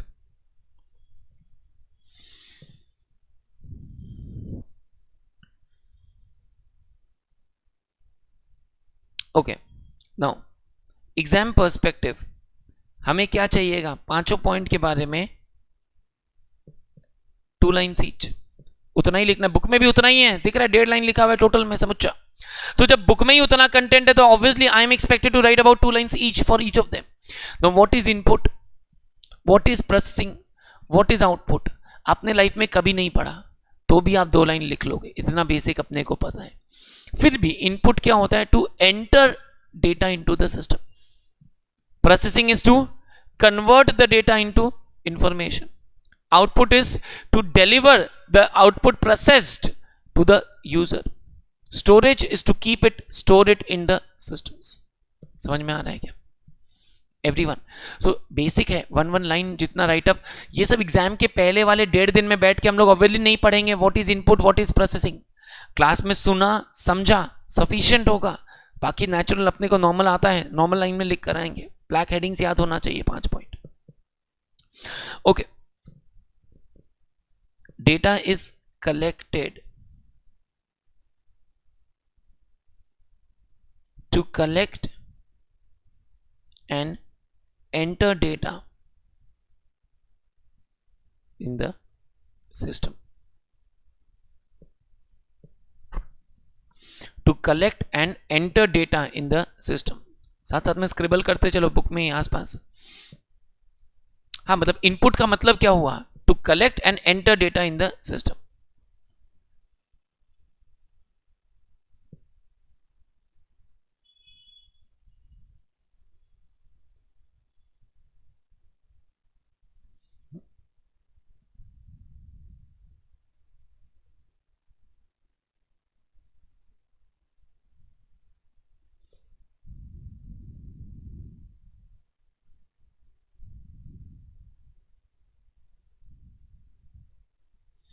To collect and enter data in the system. Processing. A process is a series of steps to achieve a desired outcome or goal. Series of steps.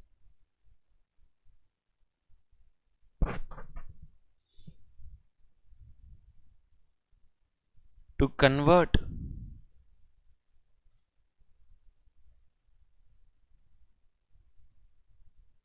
input into outputs.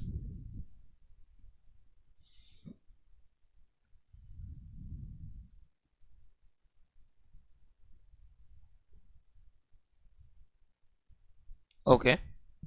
Output. The information thus produced is stored for future use or communicated to the user.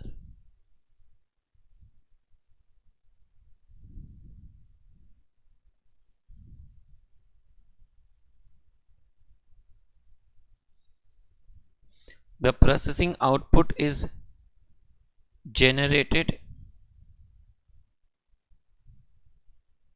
तो काफी होगा I think कि processing करके एक output को create करते हैं, generate करते हैं.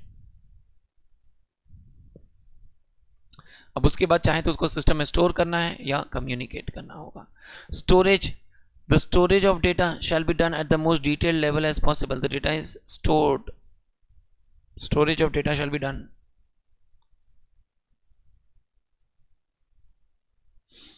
एक और चीज समझना ना, ये स्टोरेज ऑफ डेटा बोल्ड में दिया हुआ है. ऐसा क्यों पता है? सो प्लीज अंडरस्टैंड, 2022 में आपका सिलेबस अमेंड हुआ था. एक्चुअली EIS के साथ एक हिस्ट्री है. 2018 में EIS SM आया. उसके पहले सिलेबस IPCC हुआ करता था, उसमें एग्जाम होते थे ITSM. ITSM का 30% सिलेबस लिया इन्होंने. उस समय जब ITSM होता था तो CA फाइनल में एक सब्जेक्ट होता था इसका. सर किसका? इसका उसका है, जाने किसका है? इसका. ISCA, information systems control and audit. तो इन्होंने EIS में 30% ITSM का IT लिया, 40% इसका लिया और 30% नया कंटेंट लिया, लेकर EIS बनाया 2018 में. 2018 मई फर्स्ट एग्जाम हुआ था EIS का, SM का. 2019 मई के लिए एक नया बुक बना, कई सारे 10-15 पन्ना 20 पन्ना ऐड हुआ. फिर 2020 मई के लिए एक नया सिलेबस आया, वापस अमेंडमेंट होकर 10-15-20 पन्ना ऐड हुआ. फिर 2021 मई के लिए एक नया सिलेबस आया, वापस 10-15-20 पन्ना ऐड हुआ. फिर 2022 मई के लिए वापस एक नया बुक आया जिसमें वापस 10-15-20 पन्ना ऐड हुआ. हर साल अमेंड हुआ. बस 2023 मई के लिए नया बुक नहीं आया because obviously now the subject is expected to be shifted away. So 2022 मई में लास्ट अमेंडमेंट हुआ. और जब अमेंडमेंट हुआ तो कई सारे कंटेंट ऐड हुए, एडिट हुए, चेंज हुए. जैसे ये 5 फंक्शंस जो हम पढ़ रहे हैं, ये 5 फंक्शंस पहले होता था input, processing, output, controls and feedback. Controls को चेंज करके हटाया गया और वहां पे रखा गया स्टोरेज. ये अमेंडमेंट है 2022 में का. लेकिन अमेंडमेंट्स 2022 में के बाद ये टॉपिक आ गया, 2022 नवंबर में आया ये टॉपिक. 5 फंक्शंस, लेकिन कई सारे अमेंडमेंट्स हैं जो अभी तक भी एग्जाम में नहीं पूछे गए हैं in the 3 terms, 22 May, 22 November and 23 May में एग्जाम हो चुका है, उसमें भी अभी तक नहीं आया है। सो ऑब्वियसली कुछ अमेंडमेंट्स होंगे जो नवंबर 23 के लिए मोर इंपॉर्टेंट होंगे। जब जब वो अमेंडमेंट टॉपिक आएगा आई विल मेंशन यू कि ये 2022 का अमेंडमेंट है। अगर वो आ चुका है नहीं आया है ये भी मैं आपको बता रहा हूँ, अकॉर्डिंगली आपको समझ में आ जाएगा वो आपके एग्जाम टर्म के लिए इंपॉर्टेंट है या नहीं है। And that's how in the class only we will understand certain topics how important they are for exam perspective. अभी गेटिंग दिस, ये अमेंडमेंट था लेकिन 2022 नवंबर में आया हुआ है, अमेंडेड है इसलिए बोल्ड वाला पार्ट है, आपको लॉजिक समझ में आ रहा होगा। स्टोरेज अमेंड होकर आया था कंट्रोल्स की जगह, इसलिए बोल्ड में दिया हुआ है अपने बुक्स के अंदर। Okay, feedback, IAS also needs feedback that is returned to an appropriate members। वहां पे एक लाइन लिखना, फीडबैक के लिए एक लाइन लिखना, based upon the output, based upon the output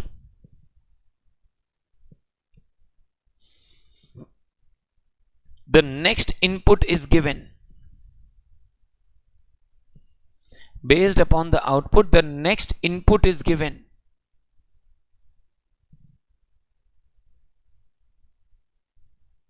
and this is known as feedback।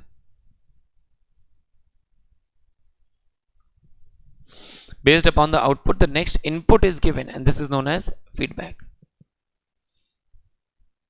okay,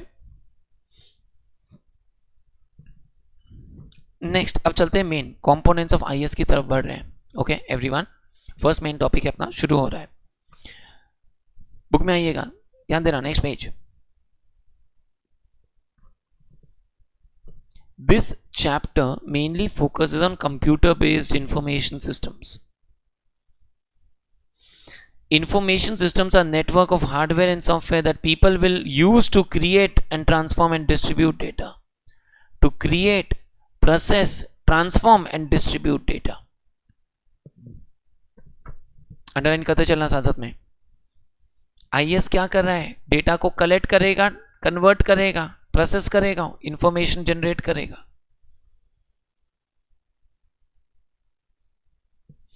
देखो मेरे लाइंस कुछ कुछ मिलेंगे। Information systems are interrelated components working together to collect, process and disseminate information. Disseminate यानी distribute information to help in decision making.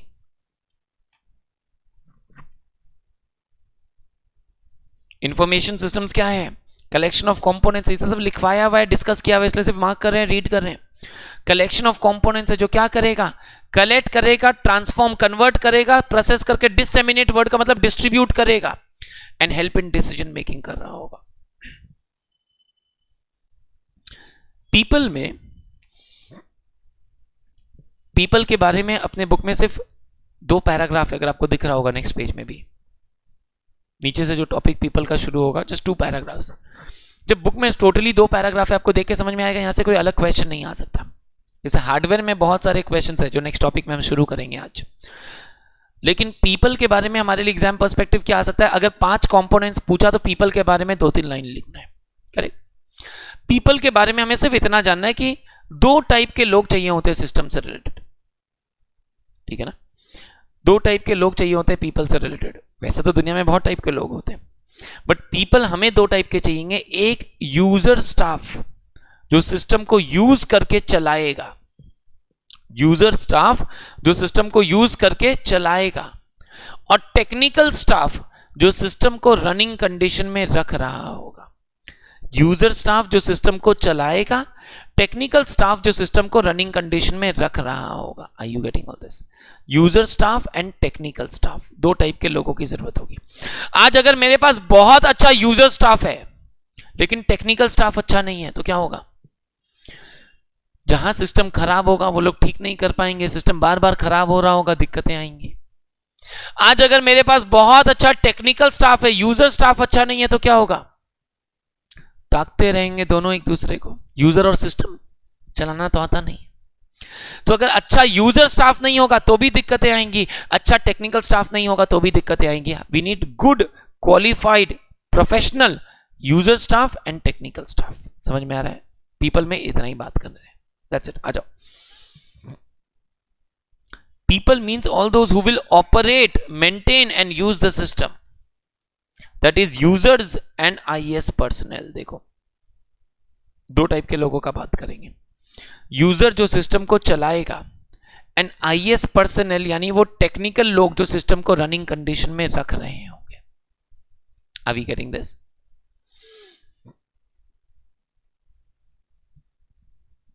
Okay. Hardware means the physical components. ये word आपने सुना होगा लाइफ में. Hardware tangible होता है, जैसे कि CPU, monitor, keyboard, mouse of the computer. Software means the software intangible part, system software, application software. Next class तक आएगा. सॉफ्टवेयर में दो टाइप के होते हैं, system software, application software. Data is the raw fact which is input in the system, and network means communication media. रुक रहा हूं यहां पे 30 seconds. एक बार चेक कर लो. Are you comfortable with what we've discussed thus far in this paragraph? Because इसके बाद सीधा people डिस्कस किया हुआ रीड करेंगे और फिर हार्डवेयर शुरू करेंगे. अगले अप्रोक्सीमेटली आधे घंटे तक हम हार्डवेयर के कुछ चीजें डिस्कस करेंगे जो अपने लिए रेलेवेंट है. ठीक है ना? ऑब्वियसली बहुत कुछ और आएगा हार्डवेयर के अंदर भी. सिर्फ थोड़ा सा पार्ट आज डिस्कशंस होगा, बाकी सब नेक्स्ट क्लास में मूव इन करेगा. लेकिन पहले जितना अभी तक डिस्कस किया है ये वाला पार्ट क्लियर है. पांचों कंपोनेंट्स का, people, hardware, software, data and networks check कर लो. ये पैराग्राफ क्लियर है, चेक कर लो.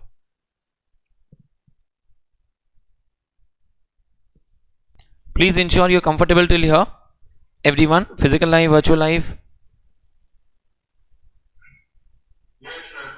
ओके.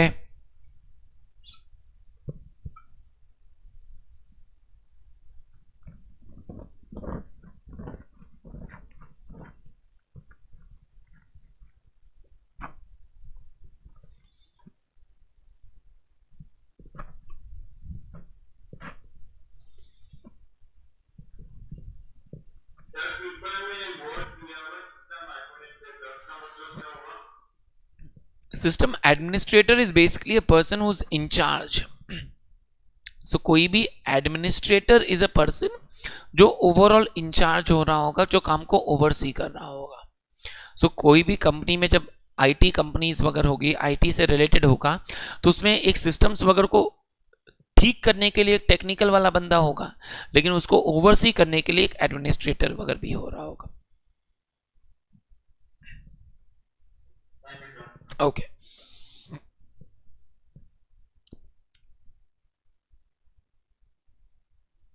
ओके, आते हैं पीपल के अंदर. इसके अंदर सीधा नेक्स्ट पेज में आओ ना. यहां पे people are the most important element in computer based information systems. Mark with me. People are the most important elements of computer based information systems. People include users of the system and IS personnel. देखना दो type के लोगों का बात करेंगे, users and IS personnel.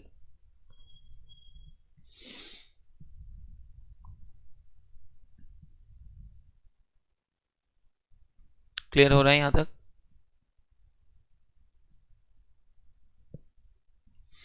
अब आते हैं सबसे मेन टॉपिक जो अब शुरू हो रहा है हार्डवेयर के बारे में. तो एक कंप्यूटर का डायग्राम डिस्कस करेंगे आपके साथ. लेट्स से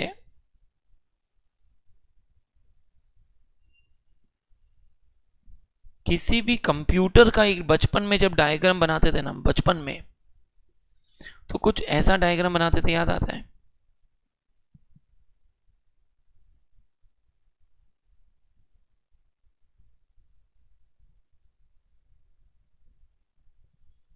ये सुनो, इसमें भी ना पता है बचपन में हम लोग 3 पार्ट बनाते थे सीपीयू का. क्या होता था इन 3 डब्बों में, पता है?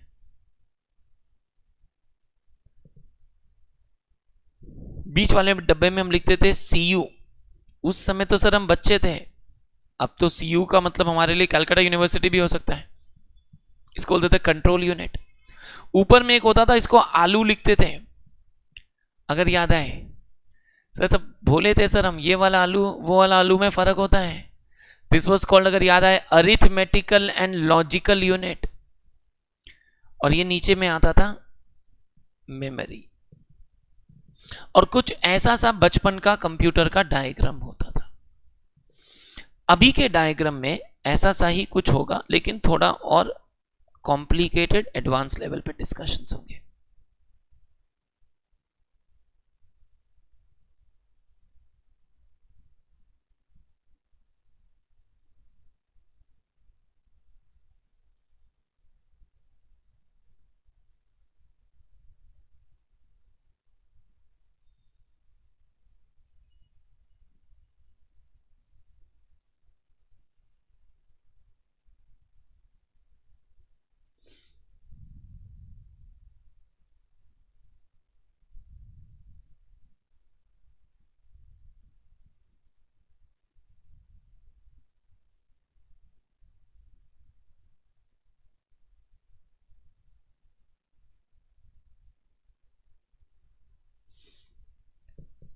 This is how the diagram will be proceeding. अभी खाली सुनते रहना, ध्यान से देखते रहो मेरे साथ साथ। नेक्स्ट 15-20 मिनट सिर्फ डिस्कशंस कर रहे हैं अच्छे से।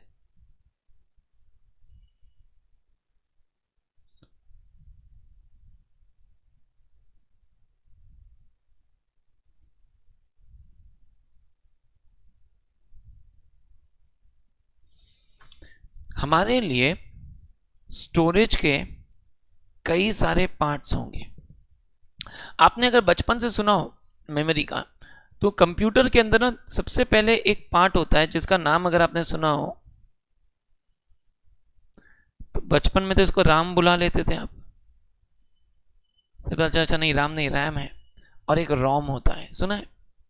ओके, आई एम श्योर सुना होगा, लेकिन जो भी नॉलेज आपको पता होगा उससे एक लेवल नॉलेज में ऐड करूंगा पक्का। तो सुनना, इंटरेस्टिंग होगी चीजें।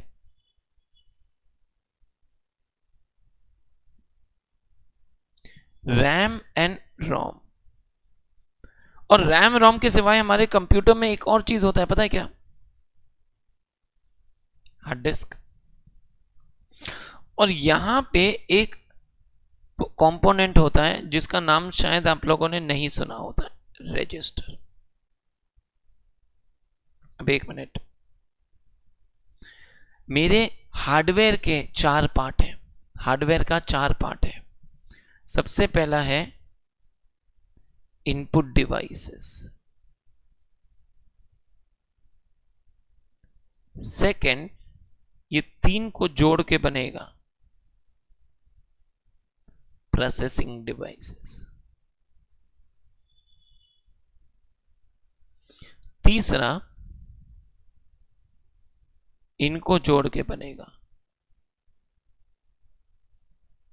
स्टोरेज डिवाइसेस,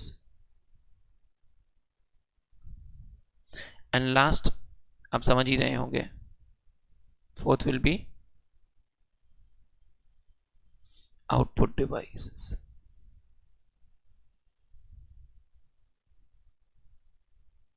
तो मेरे लिए हार्डवेयर का 4 पार्ट है, input devices, processing devices, storage devices and output devices. Now input devices के बारे में मेरे बुक में सिर्फ एग्जांपल्स है, तो क्या आप मुझे इनपुट डिवाइसेस के एग्जांपल्स दे सकते हो? कंप्यूटर के इनपुट डिवाइसेस क्या क्या होते हैं? Keyboard, mouse, microphone, audio input, keyboard, mouse, microphone, what else? Joystick, very good, gamers will know it. Okay, so input devices मेरे बुक में इतना ही है। Input device are the device through which we enter input. Example ये खत्म। Processing devices के बारे में डिटेल डिस्कशन है जो आज शुरू होगा, ठीक है ना? प्रोसेसिंग डिवाइसेस तक आज डिस्कस करेंगे। Storage devices, output devices next class में आने वाला है।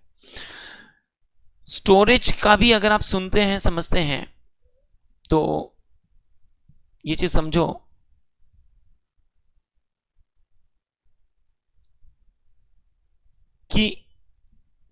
ये रैम और रोम को मिला के ना there is something called primary memory and this hard disk is called secondary memory. उसको प्राइमरी क्यों बोलते हैं, इसको सेकेंडरी क्यों बोलते हैं, बीच वाला वो ब्लैंक को क्या बोलते हैं, ये सब नेक्स्ट क्लास का फोकस है। चलो ब्लैंक को क्या बोलते हैं ये तो नाम बता देते हैं आपको। कई बार आप अपने फोन में करते रहते हैं क्लियर हर बार। क्या होता है ये कैश मेमोरी, कुछ लोग तो कैचे बोलते हैं, कैचे नहीं कैश, प्रोनाउंसिएशन कैश है, ठीक है ना, स्पेलिंग CACH है पर प्रोनाउंसिएशन कैश होता है। तो ये कैश मेमोरी क्या है, क्या काम में आता है, क्या होता है क्लियर कैश करने से, सब कुछ डिस्कस करूंगा आगे। अभी मेरा फोकस है प्रोसेसिंग डिवाइसेस की तरफ। Are you with me everyone? Okay, now computer के अंदर कंट्रोल यूनिट अगर आप समझ रहे हो तो वो सेंट्रल पार्ट है जो बाकी सबको आपस में कनेक्ट करवाता है। तो फॉर एग्जांपल अगर आपको कुछ भी इनपुट करते हैं तो वो इनपुट कंट्रोल यूनिट के पास जाता है। अगर आपको कुछ भी आउटपुट मिलता है तो वो आउटपुट कंट्रोल यूनिट के थ्रू आता है। Control unit is the central controlling hardware that controls all the other hardware. Are you with me? तो फॉर एग्जाम्पल अगर आप एग्जाम्पल आप 2+2 करते हैं तो ये 2+2 इज अ अरिथमेटिकल कैलकुलेशन जो ALU करके देता है। ALU का काम क्या है? Arithmetical calculations, add, multiply, divide, ये सब करना, logical, greater than, less than decisions लेना। तो आप कंप्यूटर को कमांड देते हैं 2+2, ये इनपुट आपने दिया 2+2, ये इनपुट गया कंट्रोल यूनिट के पास। कंट्रोल यूनिट को अपना बुद्धि नहीं है 2+2 कितना होता है, वो जाके ALU को पूछता है 2+2 कितना होता है, बोला 4 होता है रे। ये 4 ALU से वापस आता है कंट्रोल यूनिट के पास और फिर कंट्रोल यूनिट इसको आउटपुट मॉनिटर पे ले जाके डिस्प्ले कर देता है। Are you getting the concept? Input से कंट्रोल यूनिट के पास गया, कंट्रोल यूनिट से ALU के पास गया, ALU से वापस कंट्रोल यूनिट के पास आया और फिर कंट्रोल यूनिट से मॉनिटर पे डिस्प्ले हो रहा है। Are you getting all this? Monitor is an output device. लेकिन कंट्रोल यूनिट खाली बाकी हार्डवेयर के बीच में कोऑर्डिनेशन का काम करता है। बाकी आप ही तो ये 2+2 भी नहीं कर पाता है। समझ में आ रहा है ना? वो भी ALU से जाके पूछना पड़ता है उसको। अब अगर आपने एग्जाम्पल सुनते रहिएगा बिकॉज मेरे क्लास में एग्जाम्पल्स ही है जो समझाने का है, बाकी तो सिर्फ रीड राइट करवा दूंगा एग्जाम के लिए। अगर आपने कंप्यूटर में एक्सेल की भाषा में एक कमांड दिया, कंप्यूटर में multiply is an asterisk sign, हाँ थोड़ा सा ऊपर करके लिखा हुआ एस्ट्रिक साइन। अगर आपने कंप्यूटर को कमांड दिया 2+2 × 3, नाउ 1 मिनट, आपने ये इनपुट दिया, ये किसके पास जाएगा? कंट्रोल यूनिट के पास। कंट्रोल यूनिट सबसे पहले ALU से जाके पूछेगा 2+2 कितना होता है, बोला अभी तो बताया था 4 होता है रे। ये 4 वापस आएगा कंट्रोल यूनिट के पास। अब कंट्रोल यूनिट को 4 अपने माइंड में कहीं रखना पड़ेगा। इसका आउटपुट आएगा क्या सेकंड वाले पार्ट का? What will be the output of this? Answer will be 12। लेकिन आपने जब मुझे 12 बताया तो आपने एक बार 4 को माइंड में रखा, फिर 4 × 3 करके आउटपुट मुझे 12 बताया। Are you with me? तो सिमिलरली जब ALU भी 4 बताएगा कंट्रोल यूनिट को, तो कंट्रोल यूनिट को भी 4 को अपने माइंड में कहीं रखना पड़ेगा। वो जो कहीं ALU कंट्रोल यूनिट रखेगा that will be called register. Register processor का 3 पार्ट है, ALU, CU and register. What is register used for? Register is used for temporary storage during processing. Line को ध्यान से सुनना नहीं समझना। Register is used for temporary storage during processing. So processing के दौरान अगर कोई भी interim values, interim मतलब WIP values आपकी भाषा में, इंटरिम वैल्यूज, कुछ भी वैल्यूज जनरेट होता है तो वो वैल्यूज को स्टोर हम रजिस्टर पे कर रहे होते हैं। Are you getting all this? ये वैल्यूज को स्टोर हम रजिस्टर पे कर रहे होते हैं, इंटरिम वैल्यूज को, WIP वैल्यूज को। तो बोला हम पहले 2+2 करवा के लाएंगे एएलयू से, 4 आएगा कंट्रोल यूनिट के पास, कंट्रोल यूनिट 4 को एएलयू में रखे रजिस्टर पे रखेगा, फिर जाके एएलयू से पूछेगा 4 इंटू 3 कितना होता है, वो बताएगा 12 होता है, और फिर आपके स्क्रीन पे लाके डिस्प्ले कर देगा 12। Are you getting this? That is how the entire आपको तो लगता है आपने टीपा 2 + 2 × 3 और वो स्प्लिट सेकंड में स्क्रीन पे आ जाता है 12, लेकिन उसके बीच में ये पूरा काम होता है। पहले वो जाता है कंट्रोल यूनिट के पास, कंट्रोल यूनिट जाके एएलयू से पूछता है, एएलयू 4 कैलकुलेट करके कंट्रोल यूनिट को बोलता है, कंट्रोल यूनिट 4 वैल्यू को रजिस्टर पे रखता है, फिर जाके एएलयू से 4 × 3 पूछता है, और फिर जो वैल्यू 12 आता है आपके मॉनिटर पे लाके डिस्प्ले कर देता है। हम तो कभी इतना सोचते ही नहीं है, वो तो बस क्लिक करते हैं, हो जाता है। 4 is for only temporary storage, फिर वो वैल्यू को लेके वापस 4 × 3 करवाने जाता है एएलयू के पास कंट्रोल यूनिट, और फिर 4 × 3 करके जो वैल्यू 12 आता है कंट्रोल यूनिट के पास, वो सीधा मॉनिटर पे डिस्प्ले कर देता है। क्लियर हो रहा है एवरीवन? रजिस्टर्स 3-4 टाइप के हो सकते हैं, हम डिस्कस करेंगे, लेकिन इनपुट डिवाइसेस, प्रोसेसिंग डिवाइसेस वाला पार्ट समझ में आ रहा है ना?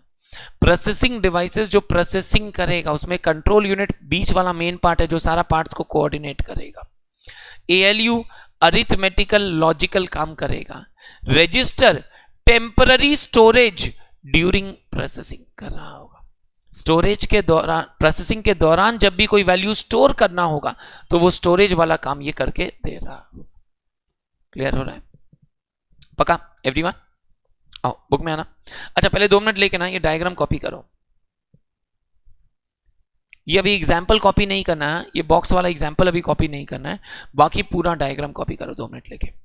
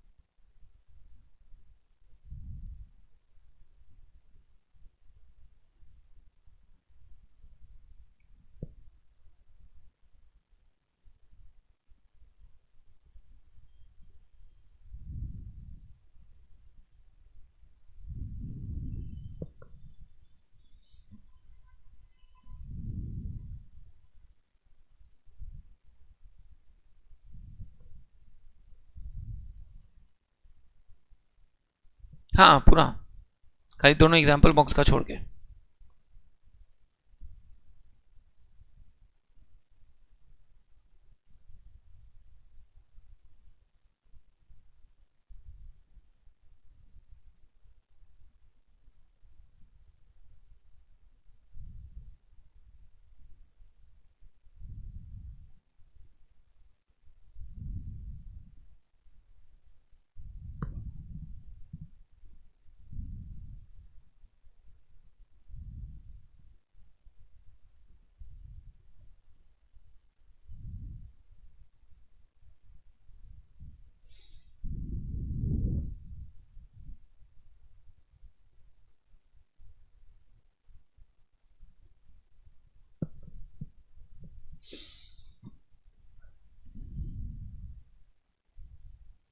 क्या चीज?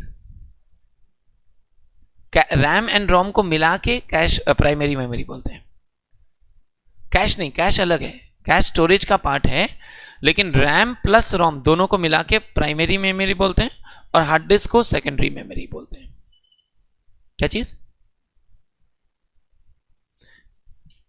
हाँ मतलब रैम एंड रोम दोनों प्राइमरी मेमोरी का पार्ट है, इसलिए उसको स्प्लिट कर रखा है, दोनों बगल बगल में आता है, प्राइमरी मेमोरी का ही पार्ट है दोनों, रैम एंड रोम। एक के पीछे एक नहीं आता है, एक के बगल में एक है।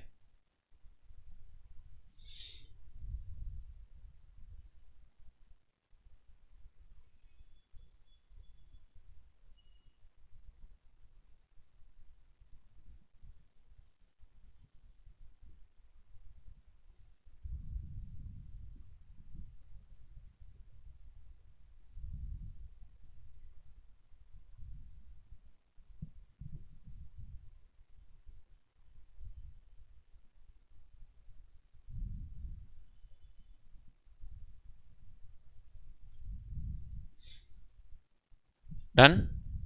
Virtual people?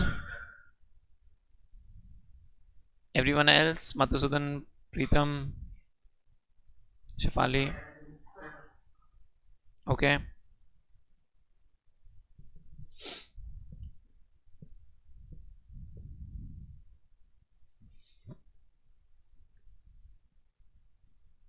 Okay. बुक में आने सबसे पहले हार्डवेयर वाला पार्ट डिस्कस कर रहे हैं, रीड कर रहे हैं. फिर on the same page, 3.6. Hardware is the tangible portion of our computer system, something we can touch and see.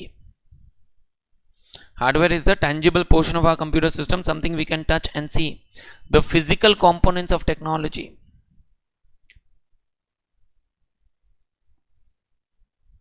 The physical components of technology. It basically consists of devices that perform the functions of input, processing, storage and output. Input, processing, storage and output. उसमें सबसे पहला आ रहा है input devices. These are devices through which we interact with the system, like keyboard, mouse, joystick. देखो, input devices, devices through which we input data. Example, keyboard, mouse, joystick.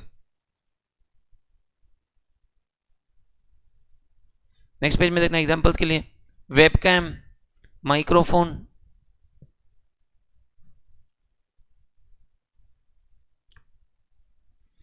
Next आगे आ रहे हैं processing devices. These are used to process data into instructions. These are used to process data into instructions, perform calculations. The most common device is the CPU, which is the actual hardware that interprets and executes the instructions and coordinates how all the other hardwares work together. CPU is the main part that coordinates all the other hardwares and executes the software instructions. Software, एक minute सुना, software क्या होता है? It is a set of instructions जो computer को बताता है क्या कैसे कैसे करना है, लेकिन वो काम करवाने वाला काम सीपीयू कर रहा होगा.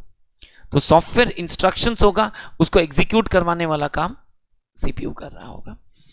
It is like the brain of the computer which is built on a small flake of silicon containing equivalent several million transistors. मिल रहा है ये line? Containing several million transistors. We can think of transistors as a switch which can be on or off, taking the values 1 or 0. एक minute, ये चीज समझा रहा है. अगर आपने सुना हो तो कंप्यूटर का लैंग्वेज इज कॉल्ड बाइनरी. समझ में आ रहा है क्या? कंप्यूटर का लैंग्वेज इज बाइनरी, यानी कंप्यूटर के लिए every data gets converted into 1 and 0. Everything ultimately will be stored in 1 and 0s. 0 1 0 1 1 1 0 0. So think of computer का brain like a several million transistors. Think of them like switches. जैसे अपने switch हो सकते हैं on या off. Light के switches होते हैं ना, ऑन या ऑफ होगा. वैसे ही छोटे छोटे मिलियंस ऑफ ट्रांजिस्टर्स हैं जिनका वैल्यू सिर्फ 1 या 0 हो रहा होगा, और ये 1 0 के कॉम्बिनेशन में सारा डेटा स्टोर और प्रोसेस हो रहा होगा. Are you getting out this? The entire brain is like millions of small transistors consisting of 1 and 0 का combinations. क्लियर हो रहा है? Yes. इसके 3 पार्ट्स होते हैं: control unit, ALU and registers. देखो जो समझाया है वही रीड कर रहे हैं अपने. इसके 3 पार्ट होते हैं: control unit, ALU and registers. Control unit controls the flow of data. Control unit controls the flow of data and controls which task to execute and when. दिख रहा है? इट इज द वहां पे लिख लो, control unit is the central unit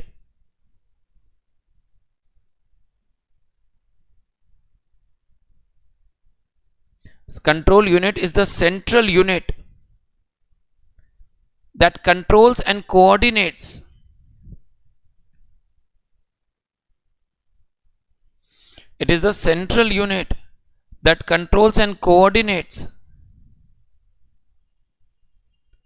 the working of all the other units.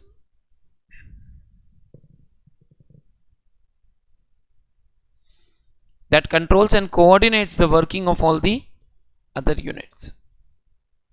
The central unit that controls and coordinates the working of all the other units. ALU performs arithmetical काम, arithmetical जैसे कि addition, subtraction, multiplication, and logical काम like equal to, greater than and less than. Arithmetical and logical.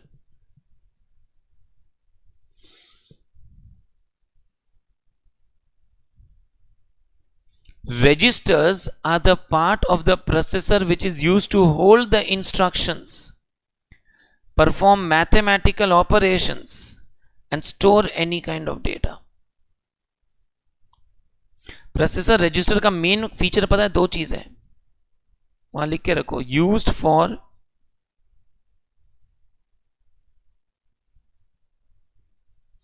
Temporary storage,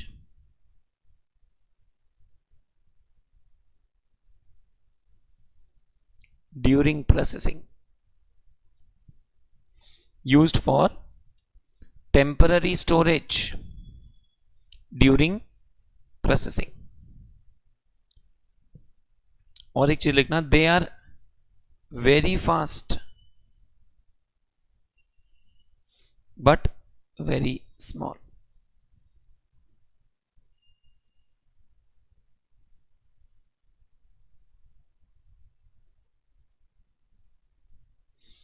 They are very fast but very small.